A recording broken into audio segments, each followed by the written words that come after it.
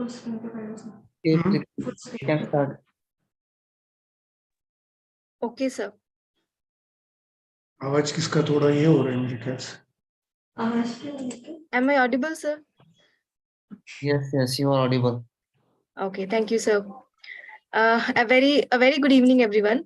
On the behalf of Team Just Agriculture and Agro-Environmental Education and Farmers Welfare Society Punjab, I Preetivats cordially welcome you all to the fourth day of Agriculture 5.0, this 15 days international training cum workshop program on the theme Next Level Approach Towards Smart Farming Innovations and Agripreneurship.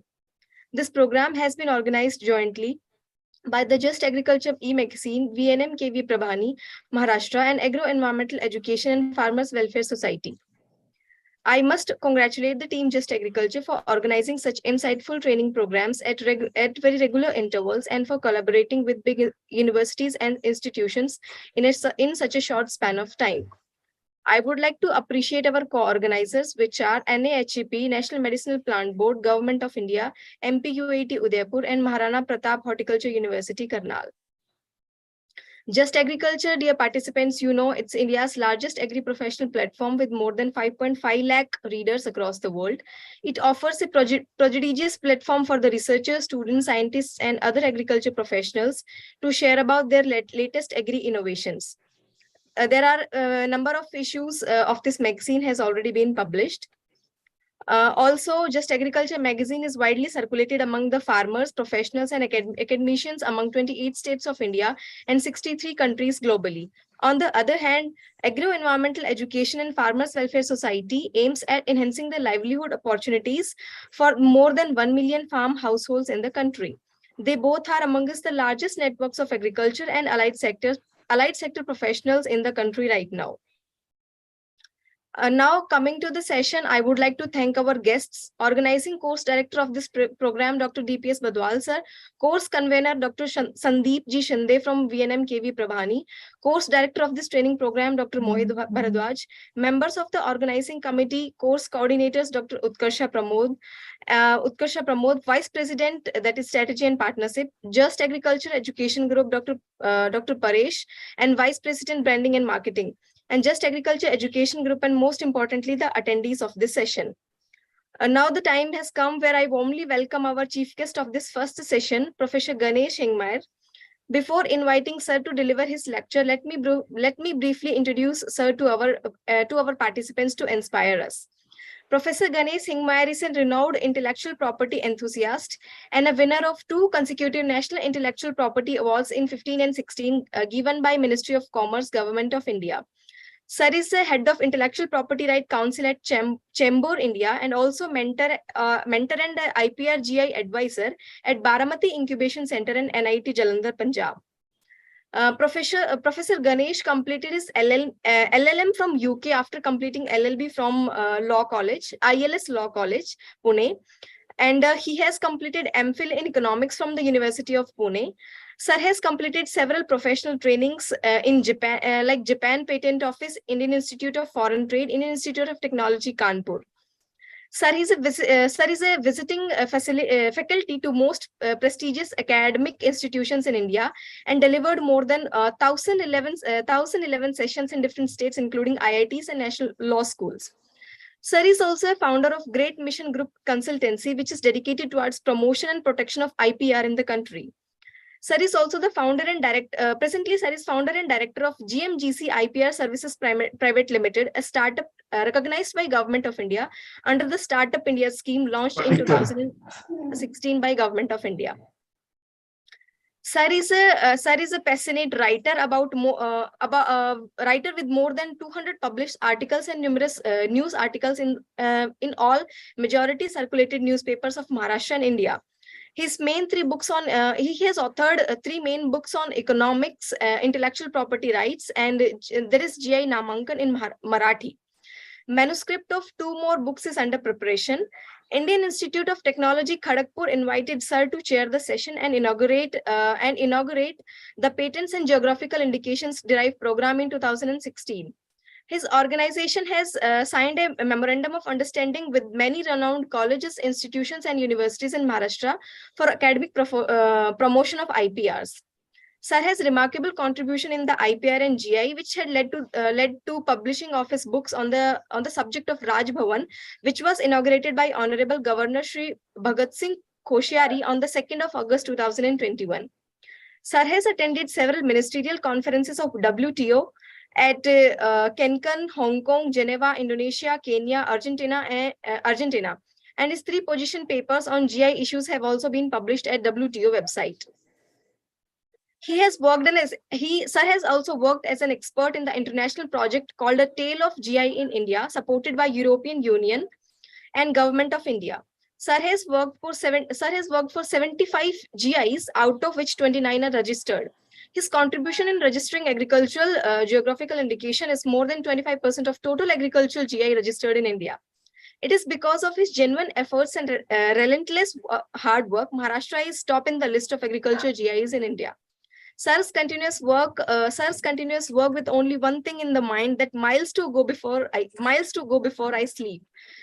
Being such an intellect in the field of intellectual property right, and particularly in the area of community IP rights, Ganesh sir has incalculable level of understanding and experience regarding building a business out of an innovative concept. We are very much privileged to have you here, sir. I would like to welcome you and invite you to the podium. Please address us. Over to you, sir. Thank you, Pratiji. Thank you, organizer, for an opportunity for such a wonderful platform. Kindly allow me to share my PPT. Is this? Yeah. Your screen is being shared, sir. Yeah. Yeah. Okay. Please keep it a slideshow mode. All right. So thank you once again for an opportunity. I'm here to discuss mainly on geographical indication. Some of you might have heard about the GI, but that's actually a revolution which we began quite a long, let's say 18 years ago, when the GI Act was very new, and India got immense benefit from the GI. Mainly we can talk about the Darjeeling tea, the first GI registered in India, the agriculture product, and now we are exporting Darjeeling to 60 countries. That's the beginning. What I wanted to start on the GI, like how GI benefited India, and I'm coming to the main point today. What is GI? What benefit we received? How we work for the GI? Where we stand, and what the revolutions we have begin in India, and how we are continuing with the mission for the GI. So let's start about the this is a very recent news about the about our GI, already introduced by the Preeti ma'am, that about that we recently worked for the 75 GI, so it has been covered. I will not spend much time on that. Now directly jump to the main concern, like how agri-GIs, mainly let me tell you about the first, the GI. GI is an intellectual property right. The first thing which you need to understand is what is intellectual property right. The first point is the property which is created by intellect is an intellectual property right. We all know the concept called as a property. When I say this office belongs to me, I'm the owner of this property. The office belongs to me. So that is a property. It's a tangible property. But when I say I have written a book on intellectual property right, on GI, so that is my copyright. That is my intellectual property right. So the property which is created by intellect, maybe in the form of copyright, maybe in the form of patent, maybe in the form of geographical indication, that is an intellectual property. The most important advantage of the intellectual property is you can take this property from one place to another place, from one country to another country.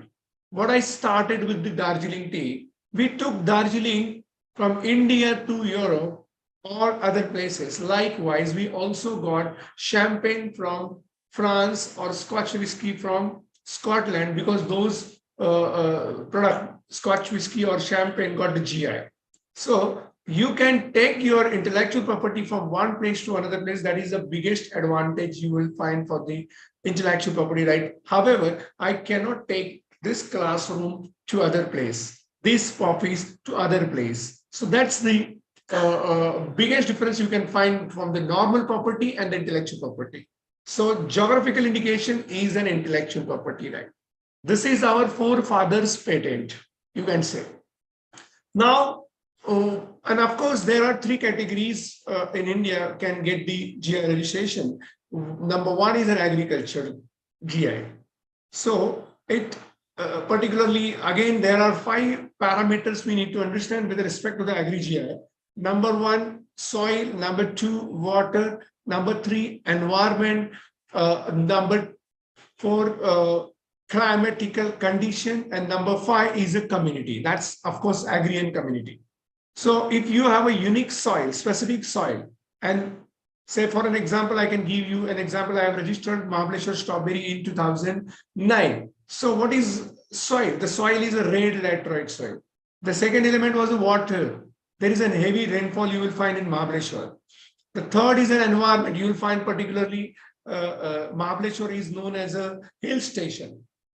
Then, of course, community, that is agrarian community, which took the right benefit of the environment, soil, water, and etc. So that's how a unique product is created by our forefathers, and that's where we can say a GI is our forefathers' patent. So they invented, they found that's the particular land, the place is most suitable for the particular unique product, and they have cultivated. So what the uniqueness of the geographical indication for the Mahabaleshwar strawberry, you will find 200 seeds outside the fruits is only available in Mahabaleshwar.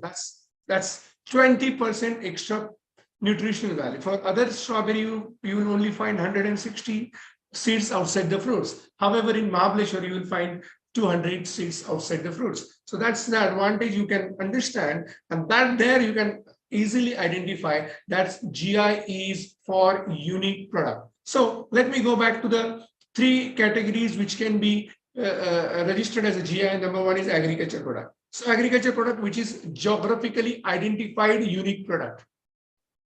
Second is manufactured products. Here also agri goods are involved. For an example, Goa Feni. It's a cashew Feni. So it is a agri food or drink. And that's the another part where you can say most of us are not aware of the fact only direct agriculture or horticulture product can get the GI, but there is an opportunity for other agri foods or agri produce or agri drinks can get the GI, and that's where I can say second part is a manufactured products. So process product. And the third one is natural goods. So natural goods, say for an example, Makarana marble from the Rajasthan, which gives more than 97% of the calcium carbonate naturally. It's a natural goods registered as a GI. So 3 categories we have to remember, and out of that 2 categories are directly connected to the agriculture sector. One is direct agriculture GI, where you can directly protect, as I said, Darjeeling tea or Mahabaleshwar strawberry or Nashik grapes, etc. Second is indirect agri produce can also get the GI. That is where I can say Goa Feni, and I'm going to talk about the Sur, Chang, or there are also products which we have worked from the Assam are indirect GIs which can be get. Now, what's benefit? Now I'm coming to the most important aspect of the GI is agri foods. This is a 2020 data from the European Union where you can see the sale value of the agri product and particularly agri foods and the drinks is 75 billion euros. Out of that, 15 billion euros are alone from the exports. So whatever the champagne, whatever the Scotch whiskey they are producing, they are exporting to the major part of the world.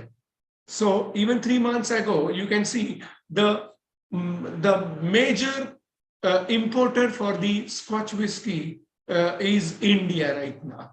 So where we stand, basically, what does it mean? Only that, this Scotch whiskey produced there in Scotland, which received the GI, which is actually agri-produce, you can say, but manufactured goods, however, received the GI from the European Union. They took the benefit of the GI and they exported that to the India. No one can manufacture the Scotch whiskey here and cannot give the name Scotch whiskey to that product. So that is where you can say intellectual property received to the Scotland Association.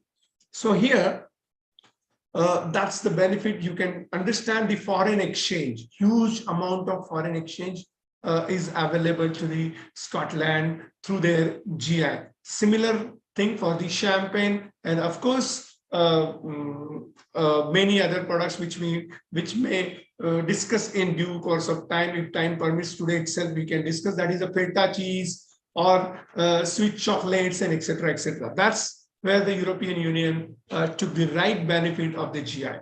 Now, coming to the data, where we stand, where India stands, how many GIs are enforced worldwide?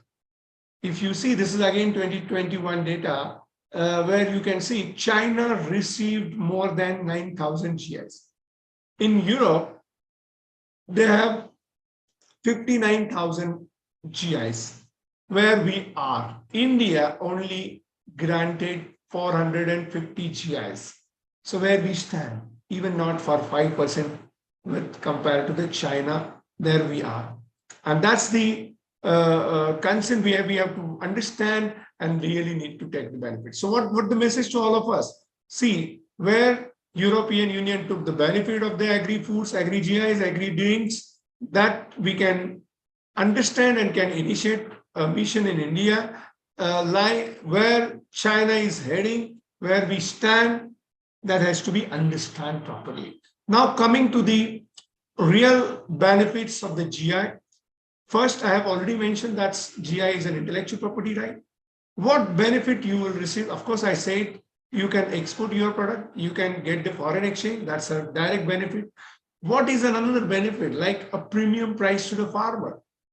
I'm going to share some of the success stories at my end, particularly when we registered the Ajra Gansar from the Kolhapur district.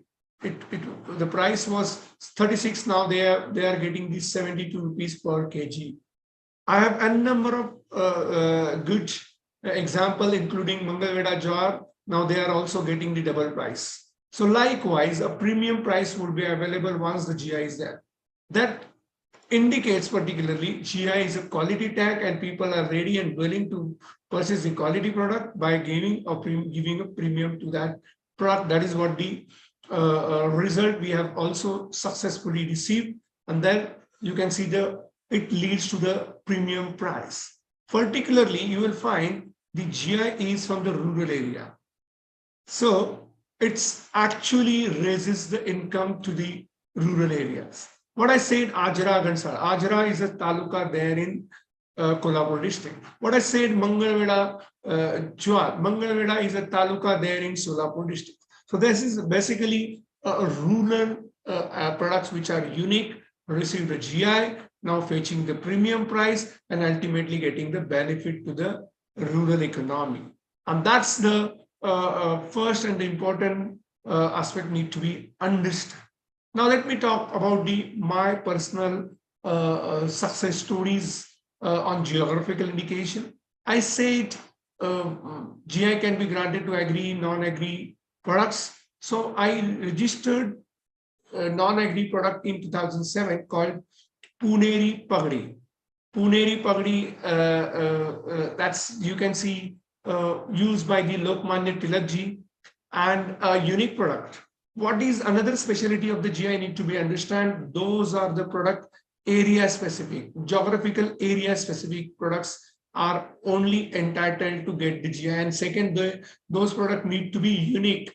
There has to be specific characteristics attributed to that particular place. So that has to be remembered when you think about the GI. So I registered Puneri Pagdi, and you will find the Puneri Pagdi is now replaced the convocation hood in the convocation ceremony in Pune University. So SVPU accepted a proposal to remove the convocation wood or replace the convocation wood with the Puneri permit.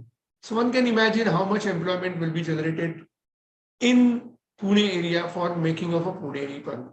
So that's where the economic benefit you can understand. That's where you can also understand the employment will be generated. So that's the direct benefit of the GI. Now coming to the agri GI, since today's session is focused on just agriculture or agriculture related this thing. So let me share you some of my GIs on agri front. I have had an opportunity to work for the 77 GI and maximum 60% GIs work from 77s are agriculture GIs. I mentioned about the Mahabaleshwar strawberry. Likewise, I also work for the Nashik grapes, Solapur pomegranate, Sindhudurg, Ratnagiri, Kokum, etc. etc. It's further. I recently worked from Latur district called Panchinchuli tamarind. You can find 1 feet long tamarind. And unfortunately, we are importing tamarind from the other nations and paying huge amount for that. However, unfortunately, we are not aware of our unique product. So name of the Panchincholi is derived from the Marathi word called chins. Chins means tamarind. So that's how a unique product from the Latur district, from the Panchincholi village. We work for that and we have submitted application, application is accepted, and the benefit will come to the rural people over there. So that's how the success can be obtained from the GI. Second, about the jamun, we all know that jamun has naturally medicinal properties, but more specific, we work for the Badlapur jamun. We also work for the Bahadoli jamun. Both jamuns are considered for the GI, and then there will be a good revolutions in the Badlapur and Bahadoli. What the another aspect of the GI can be understand over here. When we work for the Badlapur jamun, we found more than 60% trees, jamun trees has been cut, and for a deforestation, what we can say, had happened near the Thane districts. But when we started working 3 years ago for the Badlapur jamun, then a particularly trust has been formed, and mainly young people came forward and they began a movement of planting this unique product trees. And today, almost 10-acre land allotted to exclusive for the jamun plantation. So the problem of deforestation has been now set aside by GI, because that's the GI is very important and creating a lot of benefit to the particular region. So that's where the revolution happened. And then we also work for the Akola Kabzi lemons, and of course there are many products. I'm going to share some of them. Now I'm coming to the agri foods. I mentioned either direct agriculture product, what I've covered here, those are the direct agriculture product, but indirect agriculture product also can be registered as a GI. I mentioned initially about the guafeni, that's from the cashew, but you can also say the prasadam also can get the GI, and those prasad are unique to particular place. In Maharashtra, there are 3.5 Shakti Pita. One of them is a Renuka Mata Shakti Pit. So in that Renuka Mata Shakti Pit, you will find the prasad is known as a tambul. Some of you might have heard about the tambul. This is in Sanskrit called Trayodashi Vida. So it's like a leaf. Pan khate hain hum log, pan. But this is a unique plant. There you will find all different type of agriculture products are compiled, used, maybe what we can say, sop, elaichi, lung, etc. etc. इकट्ठा बना के particular method से, natural method से उसको बनाया जाता है. It's very tasty, and apart from that, it's also highly medicinal. I mentioned Trayodashi Guni Vida. So what had happened, basically, of course, this is a ancient, वो माता रेणुका को प्रसाद के रूप में दिया जाता है. And when we analyze those products, when we collected the information about the scientific particularly benefit of this Vida, we collected many research papers, and we found excellent medicinal values are there. It's help in the digestion of your system. Digesting system के लिए अच्छा है. इसके अलावा test में है. इसके अलावा 3 हफ्ते तक आप इसको रख सकते हैं. So keeping quality, and that to be without preservative use. So one can imagine हमारे forefathers कितने intelligence थे, उन्होंने जो भी बनाया, including प्रसाद. डायरेक्ट एग्रीकल्चर प्रोडक्ट तो यूनिक है ये हमारे यहाँ पे, बट इनडायरेक्ट एग्रीकल्चर प्रोडक्ट को भी उन्होंने यूनिक बनाया ताकि आपका कुछ आपके पास प्रॉब्लम ना हो. This has also covered in the Ayurveda. So Tambul is also very well covered in the Ayurveda's scriptures, and the water at the Mahugad is unique. There is a Matru Tirtha. What I said about the various elements of the agriculture GI, including the water.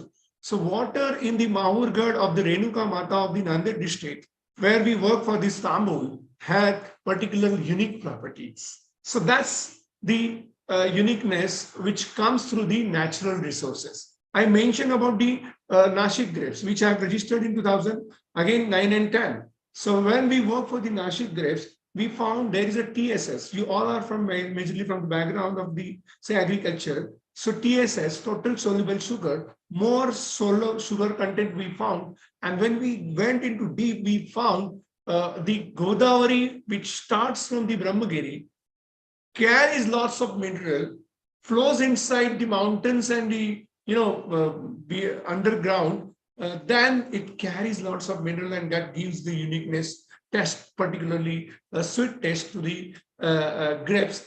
Therefore, in Maharashtra, you will find even Solapur, Sangli, and Pune, they are producing grapes, but the grape from the Nasiks are unique, and we have compared those grapes with other districts, and we received the geographical indications registration. Now coming to the another indirect GIs, apart from Renuka Mata Tambul, the well-known GI you can easily identify from the Tirupati called Tirupati Laddu. That's again the agri-produce where you can find again Vilaichi and other materials, unique particular place, procure from the particular place, etc. So what does it mean? That's to keep intact the quality, taste, identity of the product. They are procuring only on certain agri products and preparing those products in a particular traditional way, and that gives the uniqueness to that particular product. So here one can easily understand that how agri-produce, indirect agricultural products are getting benefit. Likewise, I also work from the Dharamshi, that's previously known as the Usmanabad district. There's a Jain Mandir, and there you can see the sweet called Kuntalgiri Kava. This is also Kuntalgiri Peda. So I work, and there will be a great demand for this sweet, which you can keep for a longer period, but tasty and preservative. Now, another indirect GIs where I can also had an opportunity to work. I got an opportunity to work. Basically, it's some of the bamboos from the Himalayan side, which also produces the musical instrument. Particularly when I work for the Bodoland, the tribal community from the Bodoland, they are using particularly particular bamboo to prepare unique musical instrument, and that's where we work, and those are now final stage of registration of the GI. Now let me add some more input to our agri-produce GI. So here are some of the names which we have worked for the GI. Basically, either they are from rice, what we can call in very precise term called as a rice beer. It may be a rice beer, or they may be an alcoholic beverage, or they may be a beverage from the flowers. So some of you might have heard about the maua. Maua, that's come from the flower where the tribal community, I work for the Nandurbar tribal community, where we have submitted our application, the application has been already accepted as a maua. Maua, we all know. But what about the medicinal properties of the maua? We know that maua is a drink, maua is tribal drink, maua is mainly आदिवासी जो है वो इस्तेमाल करते हैं etcetera etcetera. लेकिन when we work for the मोवा we got an number of additional information about the medicinal values of this products. तो हम लोग जब गए थे गांव में तो उनकी तरफ से हमें इंफॉर्मेशन मिला कि जो दाई माँ होती है जो डिलीवरी के लिए गांव गांव में पाड़ा जाम की जगह होती है, वहां पे आदिवासी महिलाओं के पास डिलीवरी के लिए जब जाती है तो अपने हाथ को महुआ लगाती है। That is where you can say हम लोग अभी पैंडेमिक में जो सैनिटाइजर का इस्तेमाल करते थे, तो they have a natural sanitiser called mahua. Likewise, I work for the Jao Gishi, Jao Bidwi, and my Jao Bidwi. Those rice beers are not covered here considering the space, but I work for these various rice beers. आप सबको पता है Japan में rice beer की कितनी demand है, तो वो राइस बियर हमारे यहाँ पे ट्राइबल कम्युनिटी सदियों से बनाती है जिसकी मेडिसिनल वैल्यू बहुत ज्यादा है। तो राइस को ही सर्टन मेथड से फर्मेंट करके या फिर प्रोसेस से उसको यूनिक बना के दो तरीके से आप उसको डिस्टिल और अनडिस्टिल तरीके से भी उसको आप दुनिया में लेके जा सकते हैं। ये ट्रेडिशनल मेथड होता है, कहीं पे मशीनरीज का इस्तेमाल बहुत ही मतलब बिल्कुल नहीं है। वैसे ये प्रोडक्ट हम लोगों ने जीआई किए हैं। You can see about the चंग, देन ऑल्सो जॉगरान एंड सूर। सूर जो हम लोगों ने काम किया वो हिमालय में, पर्टिकुलरली उत्तराखंड में जॉनसरी कम्युनिटी जो है वो टॉप ऑफ द हिमालय काम करती है। उसके लिए हम लोगों ने ये जहां से 26 जड़ी बूटियां, again that is again natural plants from the Himalaya, that has been collected by certain community to, वो अपनी आप को वहां पे एक्टिव रखने के लिए एडवर्स सिचुएशन में जहां पे बर्फ ही बर्फ है उसमें वो ऐसी वाली प्रोडक्ट बनाते हैं और उसको हम लोगों ने जीआई कर दिया, उसको सूर कहते हैं। Now coming back to the international scenario where we stand, we begin with the global scenario with China, with Europe, we discuss about India. Now this is a 2021 again total contribution कैसे कैसे है। तो Europe में wine and spirit का culture है, वहां पे मैंने as I mention about the champagne और स्कॉच विस्की, वो वाइन एंड स्पिरिट है, तो उसकी रजिस्ट्रेशन 51%, एग्रीकल्चर प्रोडक्ट की 43%, हैंडीक्राफ्ट की सबसे कम है। तो हमारे यहाँ पे हैंडीक्राफ्ट की सबसे ज्यादा है और एग्रीकल्चर की काफी कम है। Almost 25% of the agriculture GI के लिए काम करने का मुझे भारत में सौभाग्य मिला। महाराष्ट्र में मैंने 50 जीआई का काम किया, उसमें ऑलमोस्ट 75% एग्रीकल्चर जीआई थे। तो again third category of the indirect agri GIs, आप फिर आपको सेरिकल्चर पता है, उसके हिसाब से ये सिल्क, वो सिल्क वाली बातें, वो एक्चुअली हैंडलूम सिल्क हो या फिर आपकी उस हिसाब से आप खेती बनाते हो, सेरिकल्चर जिसे कहेंगे। एग्रीकल्चर का ही एक एक्सटेंशन वर्जन होता है सेरिकल्चर। हॉर्टिकल्चर सबको पता है, बट सेरिकल्चर जहां पे आप सिल्क वोम बनाएंगे, सिल्क वोम से सिल्क बनाएंगे, सिल्क से आप साड़ीज और बाकी वाले बताएंगे। तो we have had an opportunity to work for many such kind of unique product from different part of India. Initially, we began our journey from Maharashtra with Paithani sari. Then, of course, we went to the other states, including Assam. Again, that's from Bodoland. Arnai is the product. आप जैसे पूना में आओगे, आपको पुणेरी पगड़ी gift दी जाएगी, आपको आपका Honor किया जाएगा। वैसे आप आसाम में जाओगे तो आपका वेलकम अरनाई से किया जाएगा, दैट्स अ स्कार्फ आपको गले में डालना। वैसे ही वहां पे डोकोनाई जो महिलाएं कंसिस्टेंटली इस्तेमाल करती, अपने आप हर घर में एक आप पाओगे हैंडलूम है, वो अपना आप खुद बनाते हैं separately without taking any help, only है nature is there source for all kind of support. So वो ये ईरी सिल्क भी है, इसको इंडी कहते हैं, और इसका कैस्टर जो पर्टिकुलर वही का प्लांट से ही वो सिल्क वॉर्म अपना आप एक लाल कलर का सिल्क बना देता है जो बाद में खादी जैसे लगता है, वो वाला ईरी सिल्क, इसको इंडी सिल्क भी कहते हैं। इसकी खासियत है, इसका जो सिल्क वॉर्म है वो मरता नहीं, वापिस नेचर में जाता है। And there you can find this silk is also known as ahimsa silk. This silk is also known as silk of millennium. So there is a great demand, और इसकी जो life है 170-year life है. So one can imagine, I mentioned about the uniqueness, I mentioned about the process of this unique product, I mentioned about the place where it comes. That is why these are the GI, and this is our forefathers patent. So then indirectly, directly, not direct agriculture, but indirect agriculture also available on that. Now, another fourth category, I mentioned about the bamboo and musical instrument. I mentioned about the sericulture. I mentioned about the manufactured agriculture product. Now, another category which further can be divided into our food products. हम लोग कहते हैं इसको खाद्य संस्कृति. जैसे आप महाराष्ट्र में आओगे तो पुरनपोली है, लेकिन पुरनपोली में भी आप जलगांव की तरफ जाओगे तो उसको मांड्या कहेंगे.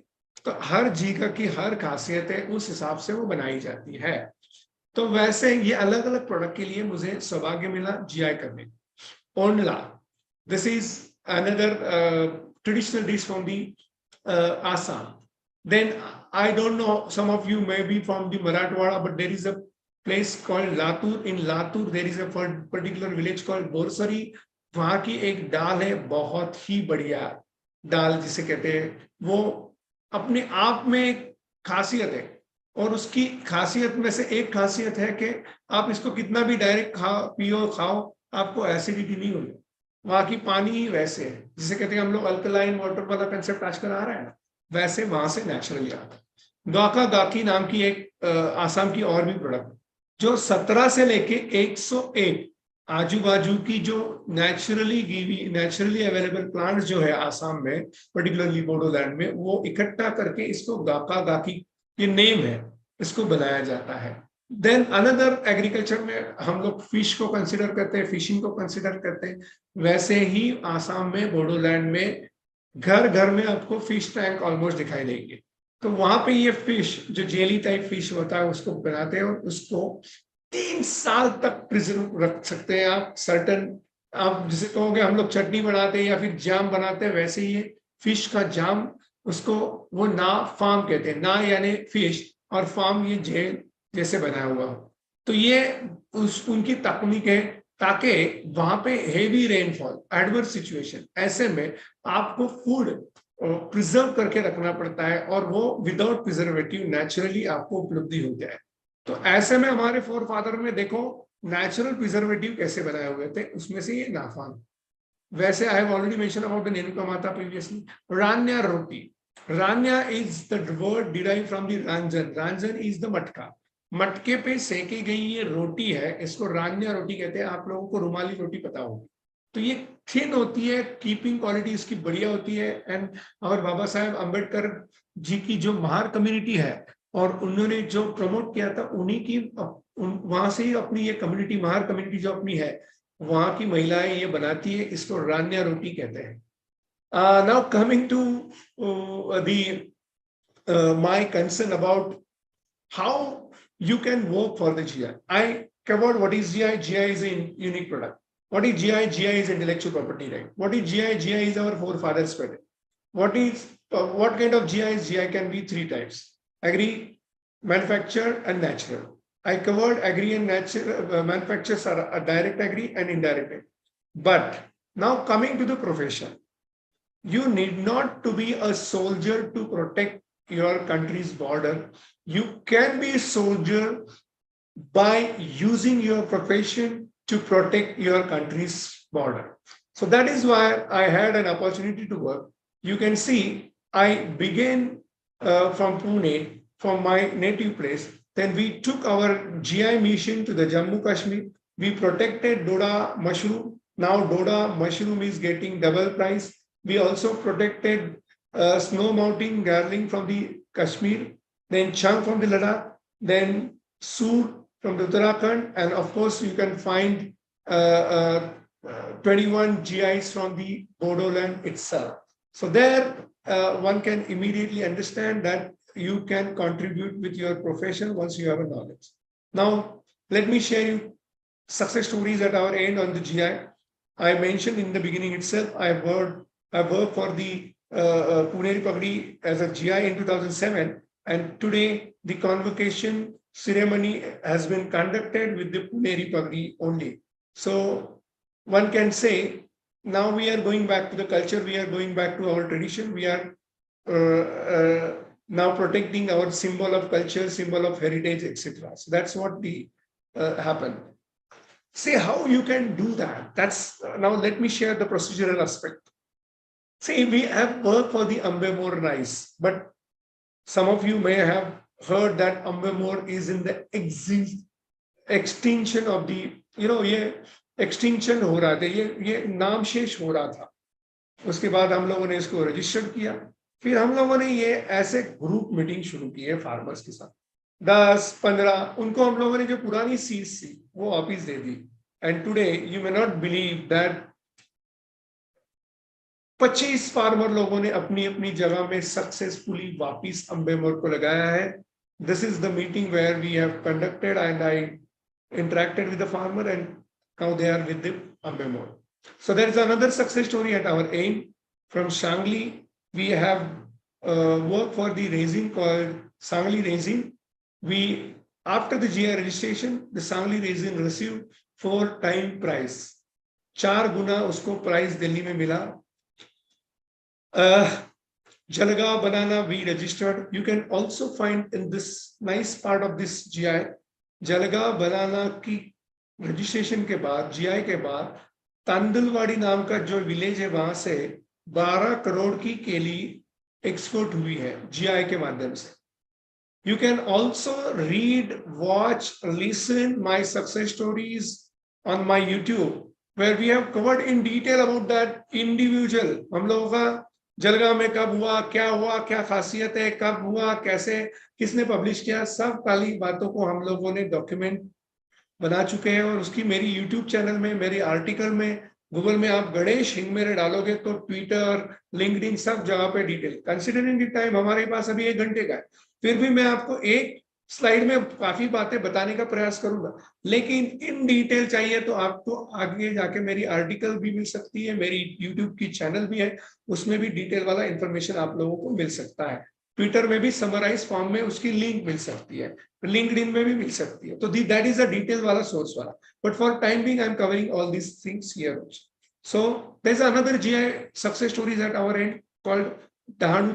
आप सबको पता है कि chiku from the Dahanu, the first chiku was cultivated in India इन 1888.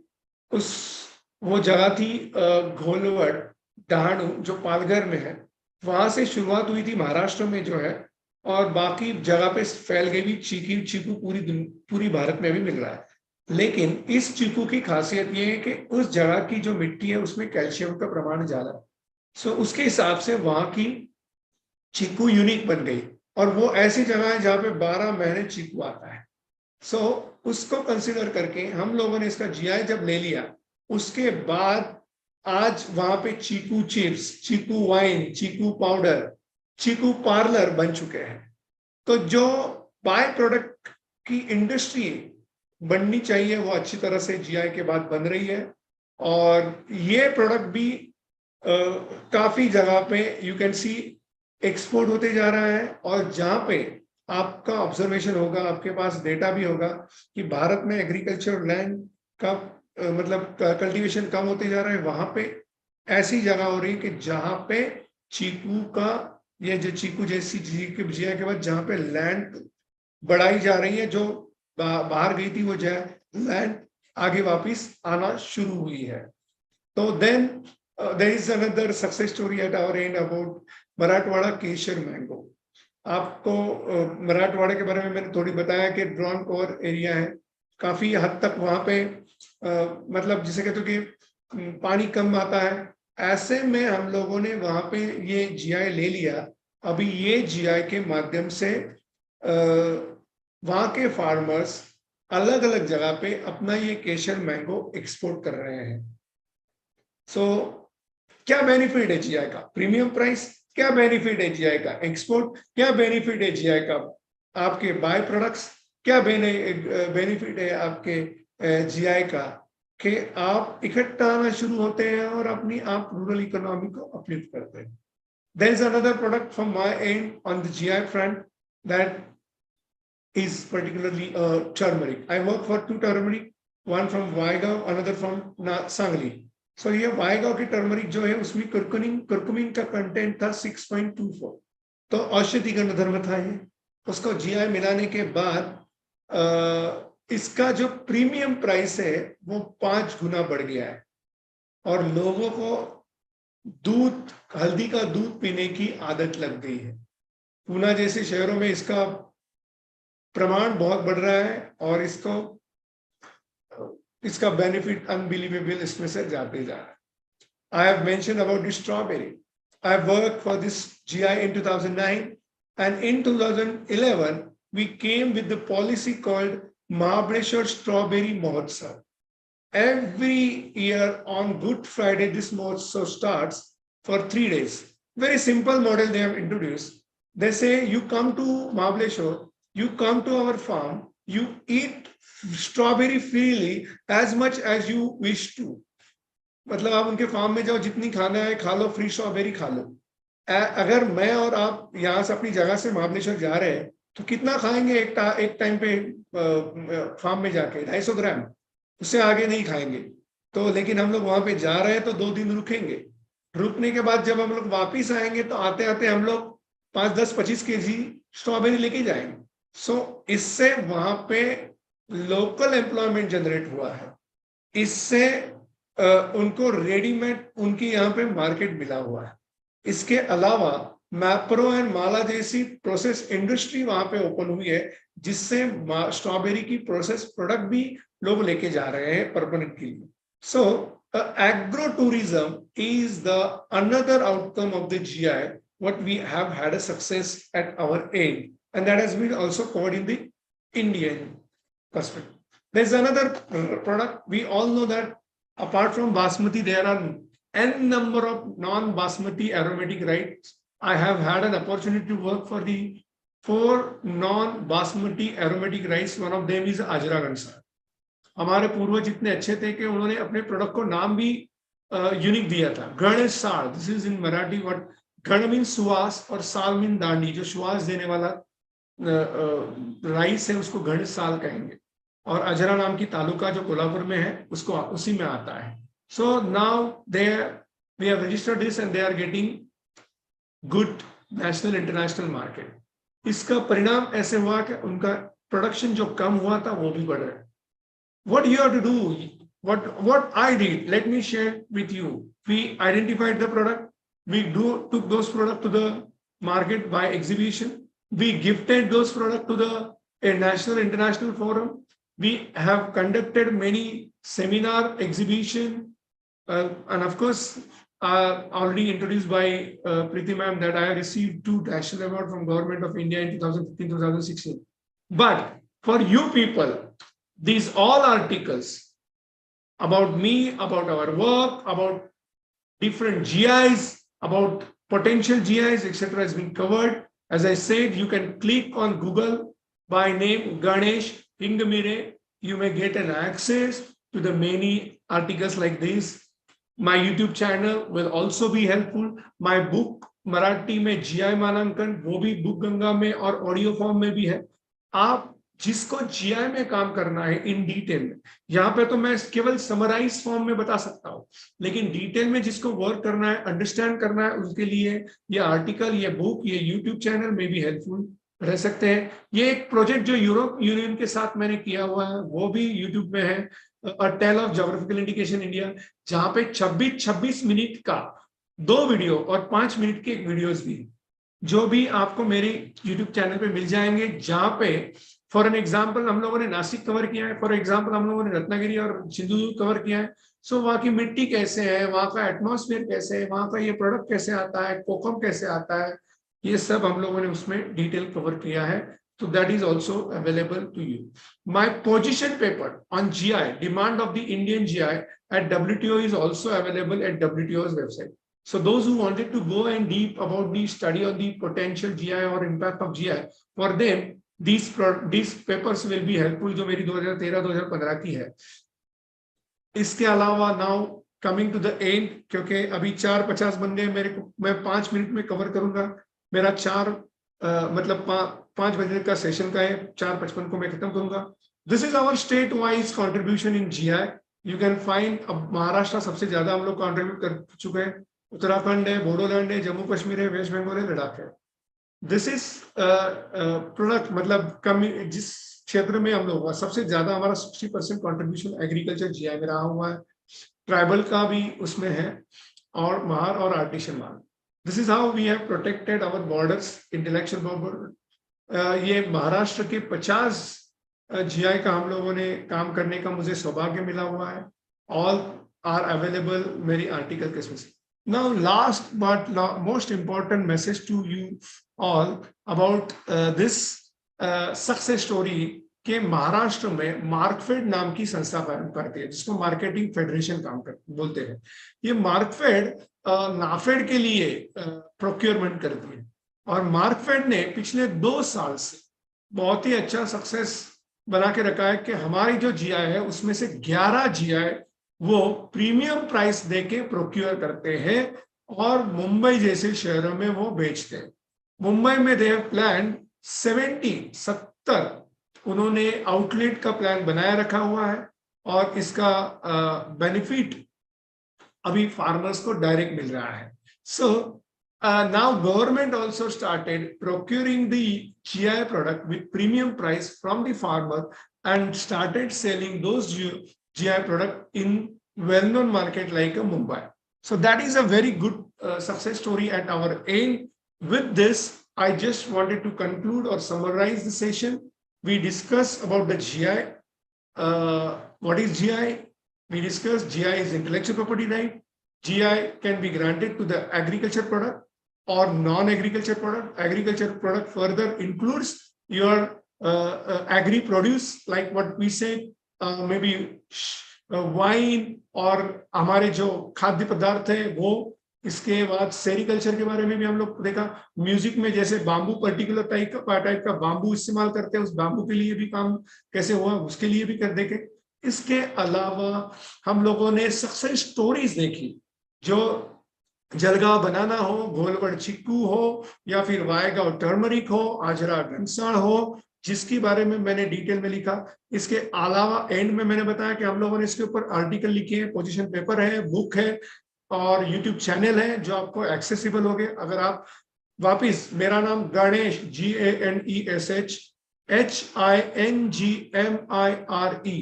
क्लिक करोगे तो आपको उसको भी मिलेगा। And ultimately end of the things कि हमें गवर्नमेंट की तरफ से भी ये जीआई प्रोडक्ट प्रोक्योर हो रहे हैं। लास्ट इंपॉर्टेंट मैसेज आप सबको देना चाहूंगा, एग्रीकल्चर की रिलेटेड बातें हैं। 2 साल पहले एक डाटा आया था, 74% फार्मर्स एग्रीकल्चर में नहीं जाना चाहते थे, और ऐसे में उनका रीजन था उनको price, forget about premium price, price ही नहीं मिल रहा है।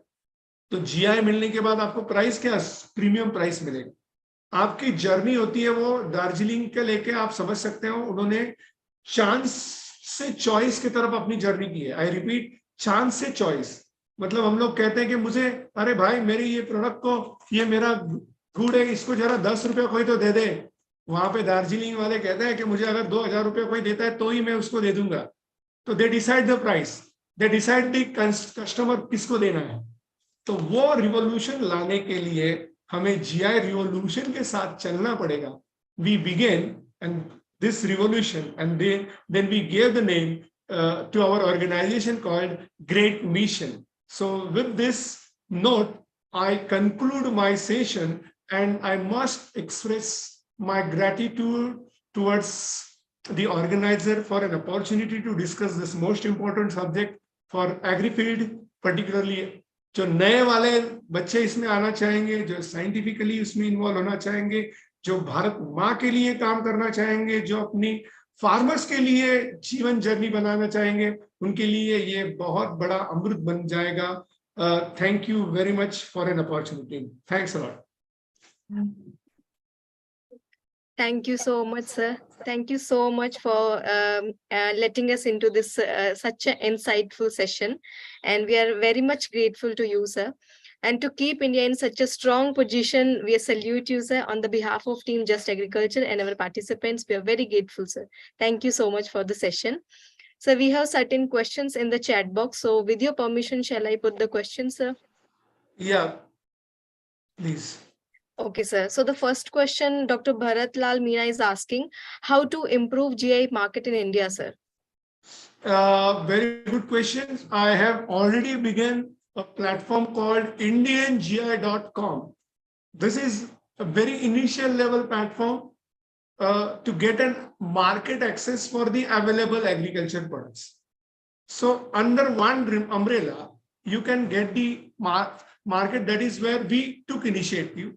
क्योंकि मैंने 77 के लिए काम किया तो हम लोग उसको एक प्लेटफॉर्म में लाना चाहते, कोई फेक प्रोडक्ट ना ले, इसके लिए क्वालिटी मैकेनिज्म भी हम लोग उसमें डेवलप करें, ट्रेसेबिलिटी का भी हम लोग उसमें ये ला रहे हैं. So this is the first step. Second step, इसका पैकेजिंग के लिए भी काम चल रहा है, लेकिन अभी तक ये थोड़ा समय लगेगा उसको कि हम लोग विदाउट प्लास्टिक यूज, विदाउट कोई हार्मफुल मटेरियल का यूज करके इसकी वैल्यू बढ़ा दे जाए, और उसके लिए हमारा काम चल रहा है. But indiangi.com is the platform. Right now we begin with market access. Thank you, sir. Participants are requested to keep their questions in the chat box if they have any. So one question from my side is, like sir, for the agriculture produce, like you said, grape is there, then premium rice is there, and so many like agriculture products varieties are there which are given the GI tag. But so for these kind of products, I can understand like they have some specifications. For example, they may have some good protein content, or they may have something which is unique, which is making them unique for the area and for the variety as well. So we are giving the GI tag. But for some kind of cuisine, you are telling like some cuisine are also been given. So what are the factors which decide like this particular cuisine will be given the GI tag? See, I mentioned about the gaka gaki. Gaka gaki, where minimum 17 and maximum 101 one small plant can club together and making it a cuisine. So it's already in India. Ratlamis have received the GI. Hyderabad Halim also received the GI. So that's the how you can say cuisine. That's famous product from particular place. So it's the scale. It's invention by our forefathers. So gaka gaki, that's particular ratio, particular method, particular way. One of the essential ingredient for the GI is human scale. And then that has been used for the manufactured goods and can get the GI. So laddu, you won't find this Tirupati laddu में change नहीं होगा. वैसे ही हैदराबाद में एक और भी बंदर लड्डू नाम का GI हुआ है, तो आंध्र से. तो वैसे किसी को भी मिल सकता है. हमारे यहाँ पे ओडिशा की रसगुल्ला को मिला है, वेस्ट बंगाल की रसगुल्ला को मिला है, लेकिन उसके लिए तो एग्री प्रोडक्ट ही इस्तेमाल होंगे ना. तो वो वाली बातों को लेके हम लोगों को GI. Okay, sir. So to put something to GI, like do we need to get into like if I want to get GI tag of something, I need to apply, register or something for that, like for this product I want to get a GI tag or like that. I'm sorry, I beg your pardon, please. I beg your pardon, I can't hear you properly. Hello, sir. Am I audible now? Yeah, now you are audible. Yeah. Yeah. So somebody is asking like to get some GI tag for some product. Do we need to apply to Government of India or somewhere, like how to get into that? Like this particular product is unique or something. You can get the GI, as I said, different market now open. However, I mean, you can visit indiangi.com and also you can get an access about the information. However, if you wanted to have the particular GI product, then you can write to me or you can write to the Government of India. There is a register of geographical indication where you can request, they may provide you the access to the organizations who can help you to get the genuine product. Okay, sir. Thank you so much for answering the question so patiently, sir. We are very much thankful to have you. And on the behalf of Team Just Agriculture, once again, I would like to thank you. And in future also, sir, we would like to collaborate with you or any project or something. So thank you so much for being here, sir. Thanks. Thank you, sir. Bye.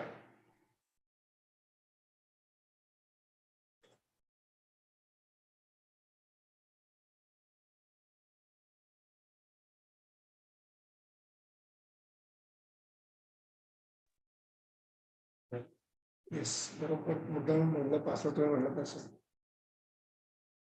Sir, I would like to request you to switch off this slideshow now, sir.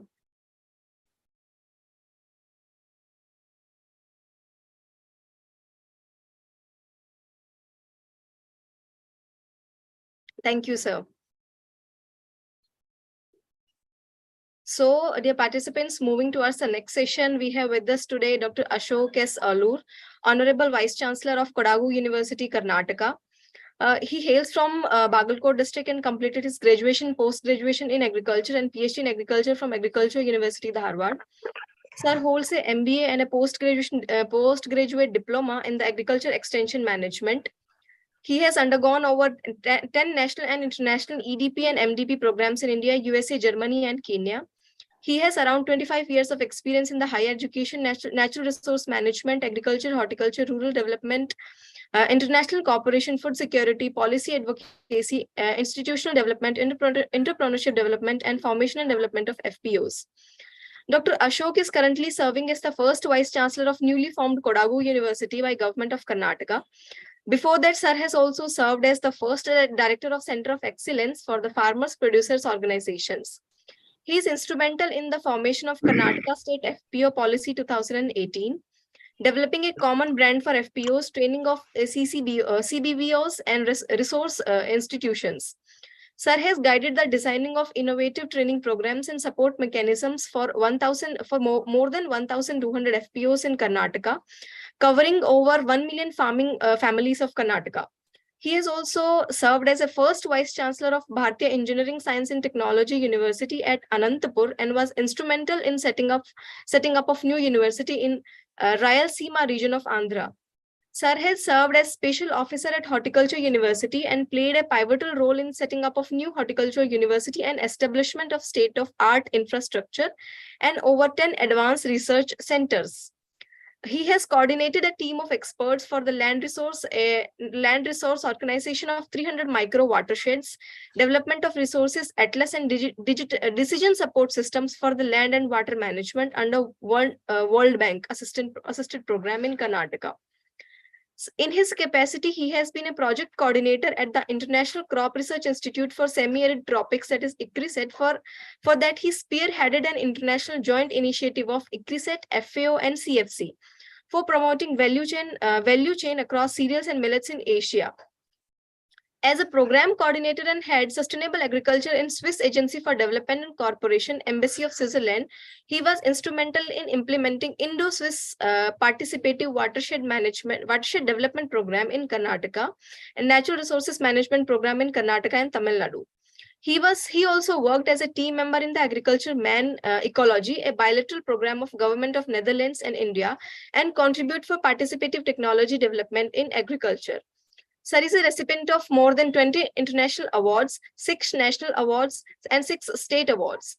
Important ones include Certificate of Appreciation and Loyalty Awards from ICRISAT, Honorary Recognition from Government of Thailand, Honorary Credential and Sorghum Research Institute Award by Liaoning Academy of Agricultural Sciences, Government of China, Certificate of Honor from Government of Switzerland, and Certificate of Honor from Government of Mensabi in the recognition of his contributions for food security initiatives. National awards such as Distinguished Indian Award and Scientific Achievement Awards. Important state awards from Government of Karnataka include Sarvottam Seva Award, Science Communicator Award, and Independence Day Honor. Ministry of Rural Development, Government of Andhra Pradesh has also honored Sir with state honor for its services in agriculture and rural development. He has visited over 50 countries on several international missions, delegations, assignments, and has delivered keynote speeches also. Sir has published over 50 books, 25 bulletins, over 50 technical scientific papers, and 250 soil and water resource atlases. He writes regular columns in several journals, magazines, and newspapers. He has set up a target for himself to teach million farmers through Mission Million Farmers and promotion of millets. Your remarkable personality is well reflecting from your achievements, sir. We are eager to listen to you. It's my humble request to you, sir, to join this podium. I welcome you, sir, here in this program. Over to you, sir. Thank you very much. Thank you for your kind words. I'll just share the screen. Please, sir.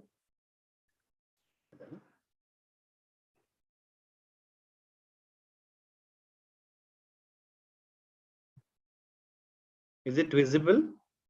Preeti? Yes, sir. It is started, sir. Yeah, it's visible now. 1 second. Full screen. Ida. Clear? Yeah, it's full screen, sir. Over to you, sir. Okay. Thank you very much, and very good evening to all participants of this international program, Agriculture 5. And I will be trying to share a few information and experiences with regard to farmer producer organizations. Since you are all from agriculture background, and now we are talking much about farmer producer organizations, which are called as FPOs, which is an innovative institutional mechanism or a model for addressing and resolving challenges and problems of small and marginal farmers across the Indian subcontinent. I will try to give you, because 1 hour is too short a period for covering this big topic. I will try to touch upon the skeletal framework, what I can share with you. And then in case you have any queries and questions, you can continue to interact with us either over email or mobile phone, whatever it is. Friends, we are all aware that after the independence, the government of India started organizing farmers into cooperatives. We borrowed this cooperative concept from Germany, and then we adopted it to Indian subcontinent. And we have several cooperative systems, cooperative models, cooperative procedures across the country. And it is basically a state-specific institution. And over a period of 75 years, we have seen in most of the cases we were not very, very successful with regard to cooperatives, because these cooperatives focused only on the welfare aspects. They never looked at agriculture as a business. Apart from that, there were several interferences, either from the government side or from the political interference, or at the village level, there used to be interference from the big and large farmers.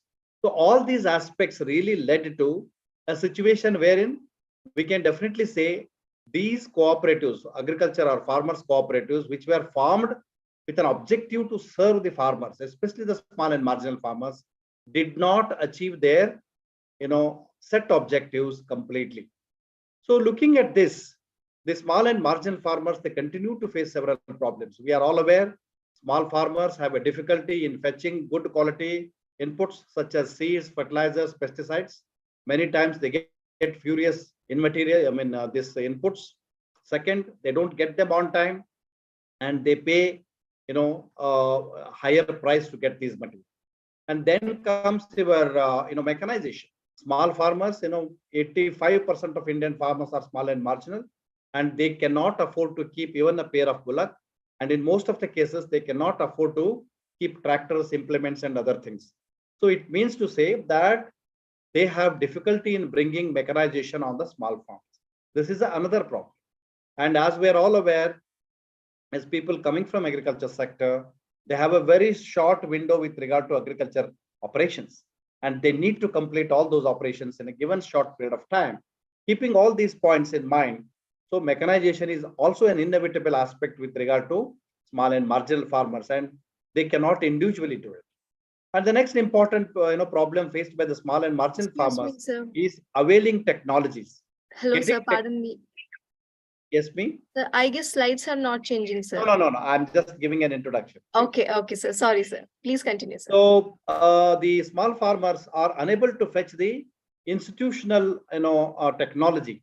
Basically, individually farmers, scientists and officers cannot go to these small farms, provide them technologies, provide them on the field support. All these are another set of problems faced by the small and marginal farmers.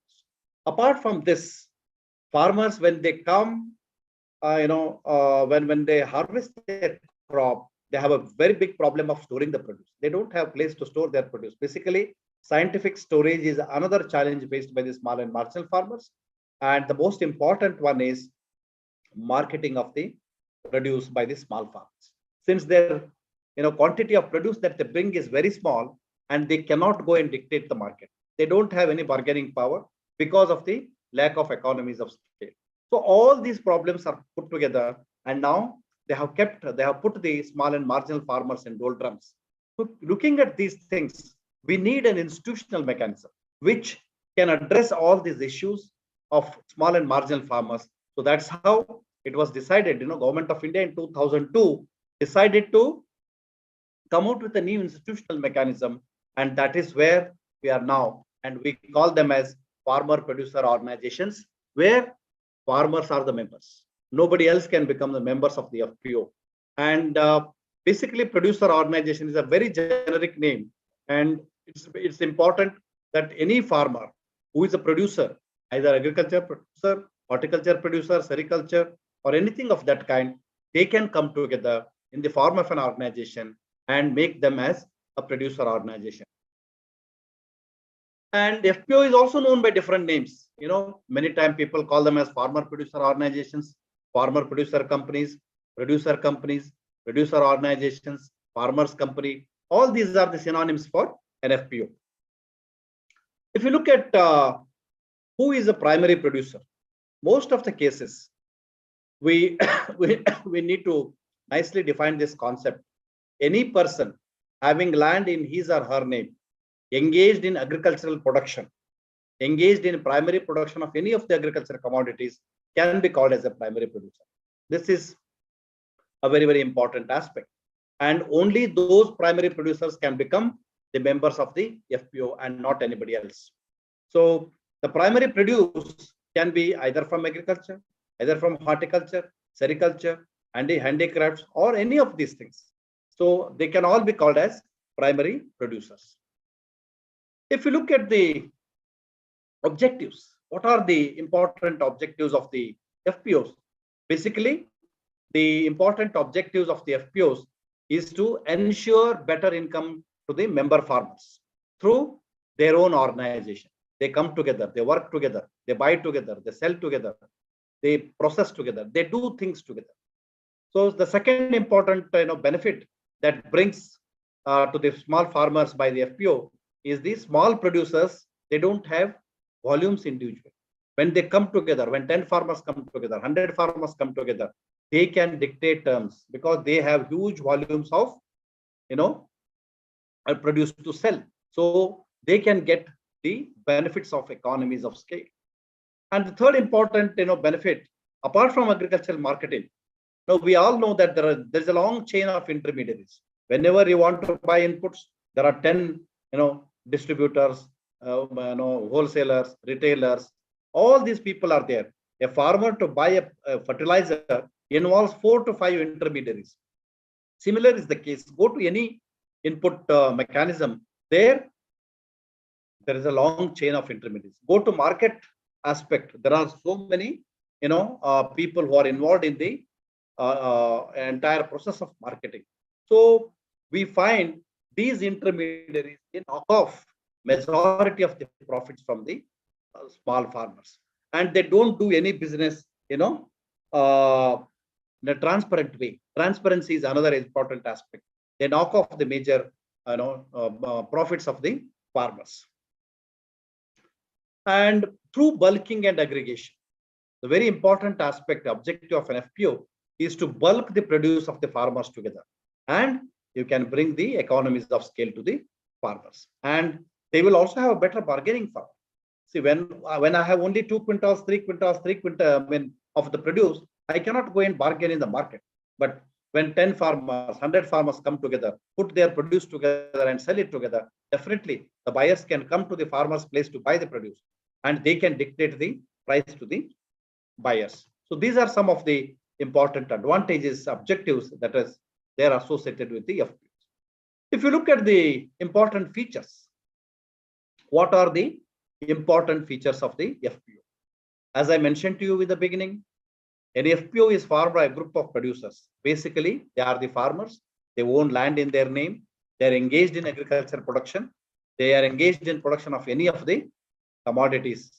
And when it comes to FPO, it is a legal entity. It is a registered body, and only the farmers are the shareholders in this. And government cannot become the shareholder. Private company cannot become the shareholder. A person who is not involved in the production of primary produce is not a member. It is only the farmers and the farmers. Another important feature of the FPO, it deals with the business activities. Business activities that are related to the production of primary produce. So it works completely for the benefit of the farmers. It is completely aiming at bringing more and more benefits to the small and marginal farmers.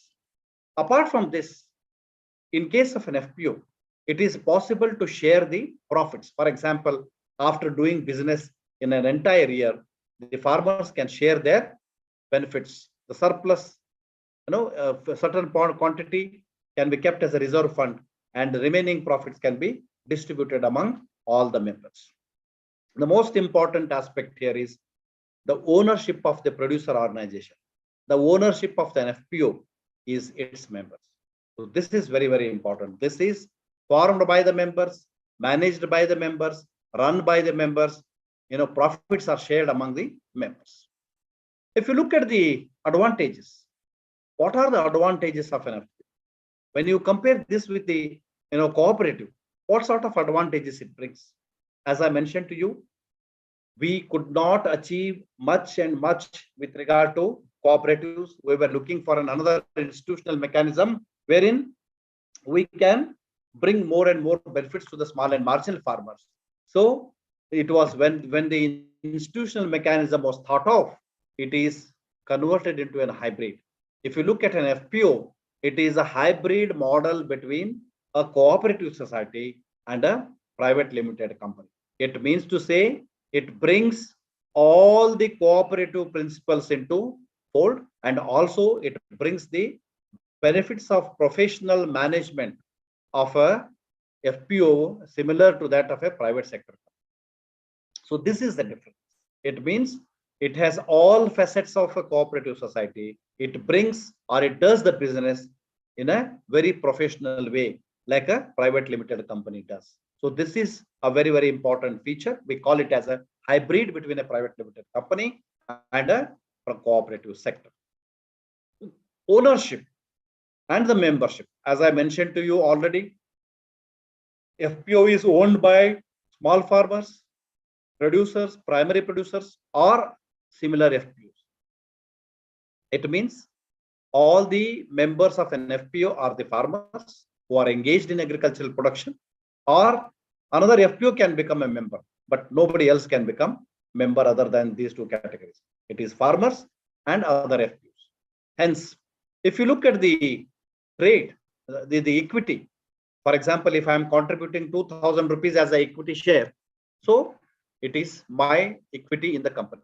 Similarly, all fellow farmers will contribute the same quantity of equity share in the company, and equities cannot be traded. Like any private sector company, the share that we incur or we put in the company cannot be traded. And if you look at the very interesting factor you should understand here, by any chance, if there is a failure of the company, if the company incurs a lot of loss, and the liability of the members is limited to the paid amount of the share. For example, if my company incurs 10 lakh rupees loss, in that case, the maximum liability I get from my company loss is my share amount, nothing more than that. It means the private assets of the members cannot be attached to the loss. It is not the case in case of a private company. It is very, very important. That's where it brings down the risk of the losses in the company. And if you look at the minimum paid up capital, it is 1 lakh rupee, and the minimum authorized capital is 5 lakh rupees, and you can increase as and when you increase the business aspects. And if you look at the minimum number of producers, for example, I want to start an FPO. What is the minimum number of farmers to be there? As per the Act, as per the Companies Act of 1956, as amended in 2002, it is minimum number required is 10. Minimum 10 members have to subscribe. They should become the shareholders and they can form a company. And there is no limit for the maximum numbers. But when it comes to the FPOs promoted by the government sector, we have certain rules and regulations. As we discussed, a few points earlier, if there are only 10 small farmers, again, the volume of produce they bring is very small. Then they cannot do any business on an economical scale. In that regard, with a lot of experience across the states in the country, And we have come out with certain numbers. For example, in case of Karnataka, we start with 300 farmers as the shareholders, and we go up to 1,000. They can go beyond 1,000, but we ensure that by end of the first year, there are 1,000 farming family members as the shareholders in the company. That's where we will be able to bring the, the benefits of economies of scale to the company. And no government or private sector can take the stake in the FPOs. And PC cannot become a deemed public limited company, because a producer company, an FPO, cannot have any public or private equity stake in it. Hence, any government or any corporate, there is no threat. There is no threat here. So that's where it is very, very unique. And another important aspect here, the area of operation. Look at this. For example, if I'm registering a company under Cooperatives Act, in that case, what happens? A cooperative can only operate in the given state. If they want to go out and do the trade, they have to follow the norms and rules of the other state. But in case of a company, when a producer company is registered, when an FPO is registered under Companies Act, the area of operation of an FPO is the entire country. They can operate right from Kanyakumari to Kashmir. It means it gives a lot of flexibility to expand and do the business. You can do the business in a very free and professional manner across the entire country. So this is one of the most important, features, advantages brought about by the FPO to the farmers. If you look at the important activities, what are the different important activities that an FPO can undertake? As I mentioned to you earlier in a very simple way, the FPO can take a very important business of procurement of inputs in bulk. For example, if there are 1,000 farmers in a company, every farmer need not have to go to the market and bring the inputs. They will take the indent, they will collect the indent and buy the inputs directly from the producer. I would like to quote one example. For example, if you take a producer company, a fertilizer industry, usually what happens, fertilizer industry supplies its produce through a master, dealer. There will be a master dealer at the state, then the state level distributor, divisional level distributor, district level distributor, taluka level distributor, and a retailer. And then from the retailer, farmers buys. But if you can directly have a MOU, memorandum of understanding, with the fertilizer companies, and they can eradicate or remove all these intermediaries involved in from the factory to the supply to the FPOs. So this is how an FPO brings a lot of advantages. Though it can be involved in the procurement of the inputs in bulk and distributing it to the members. It can facilitate the finance for the inputs from the banks. They can disseminate the most important market information to the people, and they can provide the technology and innovations to the member farmers. They can undertake the aggregation and storage of their produce. They can construct their own godowns. They can also undertake simple processing, pre-processing things like drying, cleaning, grading, all those things. They can also build their own brand. They can undertake packaging, labeling, standardization. All these things can be done. These are the most important activities. Apart from those, in case they want to fetch the better market price, and they need to control the quality also. And they can negotiate with big market players. They can market their produce to bigger and institutional buyers, industrial scale buyers, large scale buyers, because they have the volume of produce with them. And in case they feel that the open market is difficult, they can definitely participate in the commodity exchanges. They can definitely participate in the commodity exchange, and they can also undertake the export of the produce of the farmers. So these are the important activities. And if you look at the objectives, it's very, very important. As I mentioned to you, the important objective of an FPO is to ensure that the member farmers, they get better income annually, either through aggregation or through value addition or through processing or through better marketing. All these inputs for the non-members, but they can sell it to at a higher price to them.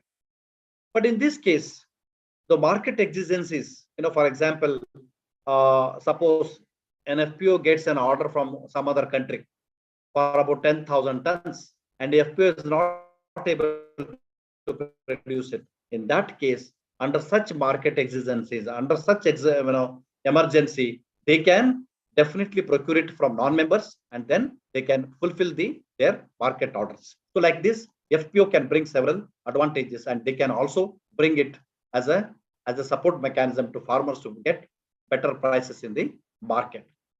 If you look at the registration of an FPO, so it involves certain costs. So on an average, about 30 to 40,000 rupees is required to register an FPO under Companies Act.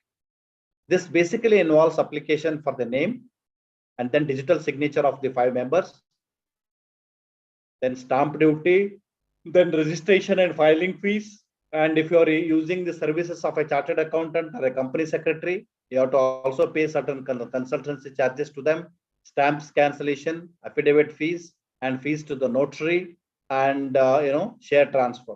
So these are some of the costs that are involved in the registration of the company. So it will not be more than 40,000 rupees. So that is what we should know whenever we want to basically register a company, required to register a company. So as I mentioned to you, minimum numbers of farmers is 10, maximum there is no restriction. But for doing a profitable business, we should have at least minimum to start with is 300 farmers. If it is less than 300, we will not be able to do a profitable business. Friends, I told you, these small and marginal farmers have less than a hectare of land. And when you bulk their produce together, it will be again too small. So we always recommend an FPO to have at least 300 to start with, and then go up to 1,000 as members of the FPO. So we need, this is a new concept, and we need certain support mechanisms to handhold these FPOs. And in most of the cases, an NGO can serve as a resource institution. A development department of a government, of any government, can do it, state government or central government. For example, in case of Karnataka, Department of Agriculture, Horticulture, Sericulture, Animal Husbandry, Fisheries, Watershed Development Department, Textiles Department, all these development departments are working for the promotion of the FPOs. And farm universities, for example, in case of Karnataka, we have the Bagalkot Horticulture University is acting as a resource institution. We have banks, public and private sector banks can serve as a resource institution. Any government institution, cooperative society, any association, federation, they can serve people who have experience of promotion of FPOs. They can serve as resource organization or resource institution. And if you look at the members, what are the, who can become a member in an FPO? For example, at the time of initiation of an FPO, any member who goes and joins, expresses his interest, provides the stake or the share amount, they can become the member. But membership can be acquired only by contributing the share amount. And FPO always acts through their members, because they are the owners of the company. Members, they create the company. They can also wind up the company. They act through the general body.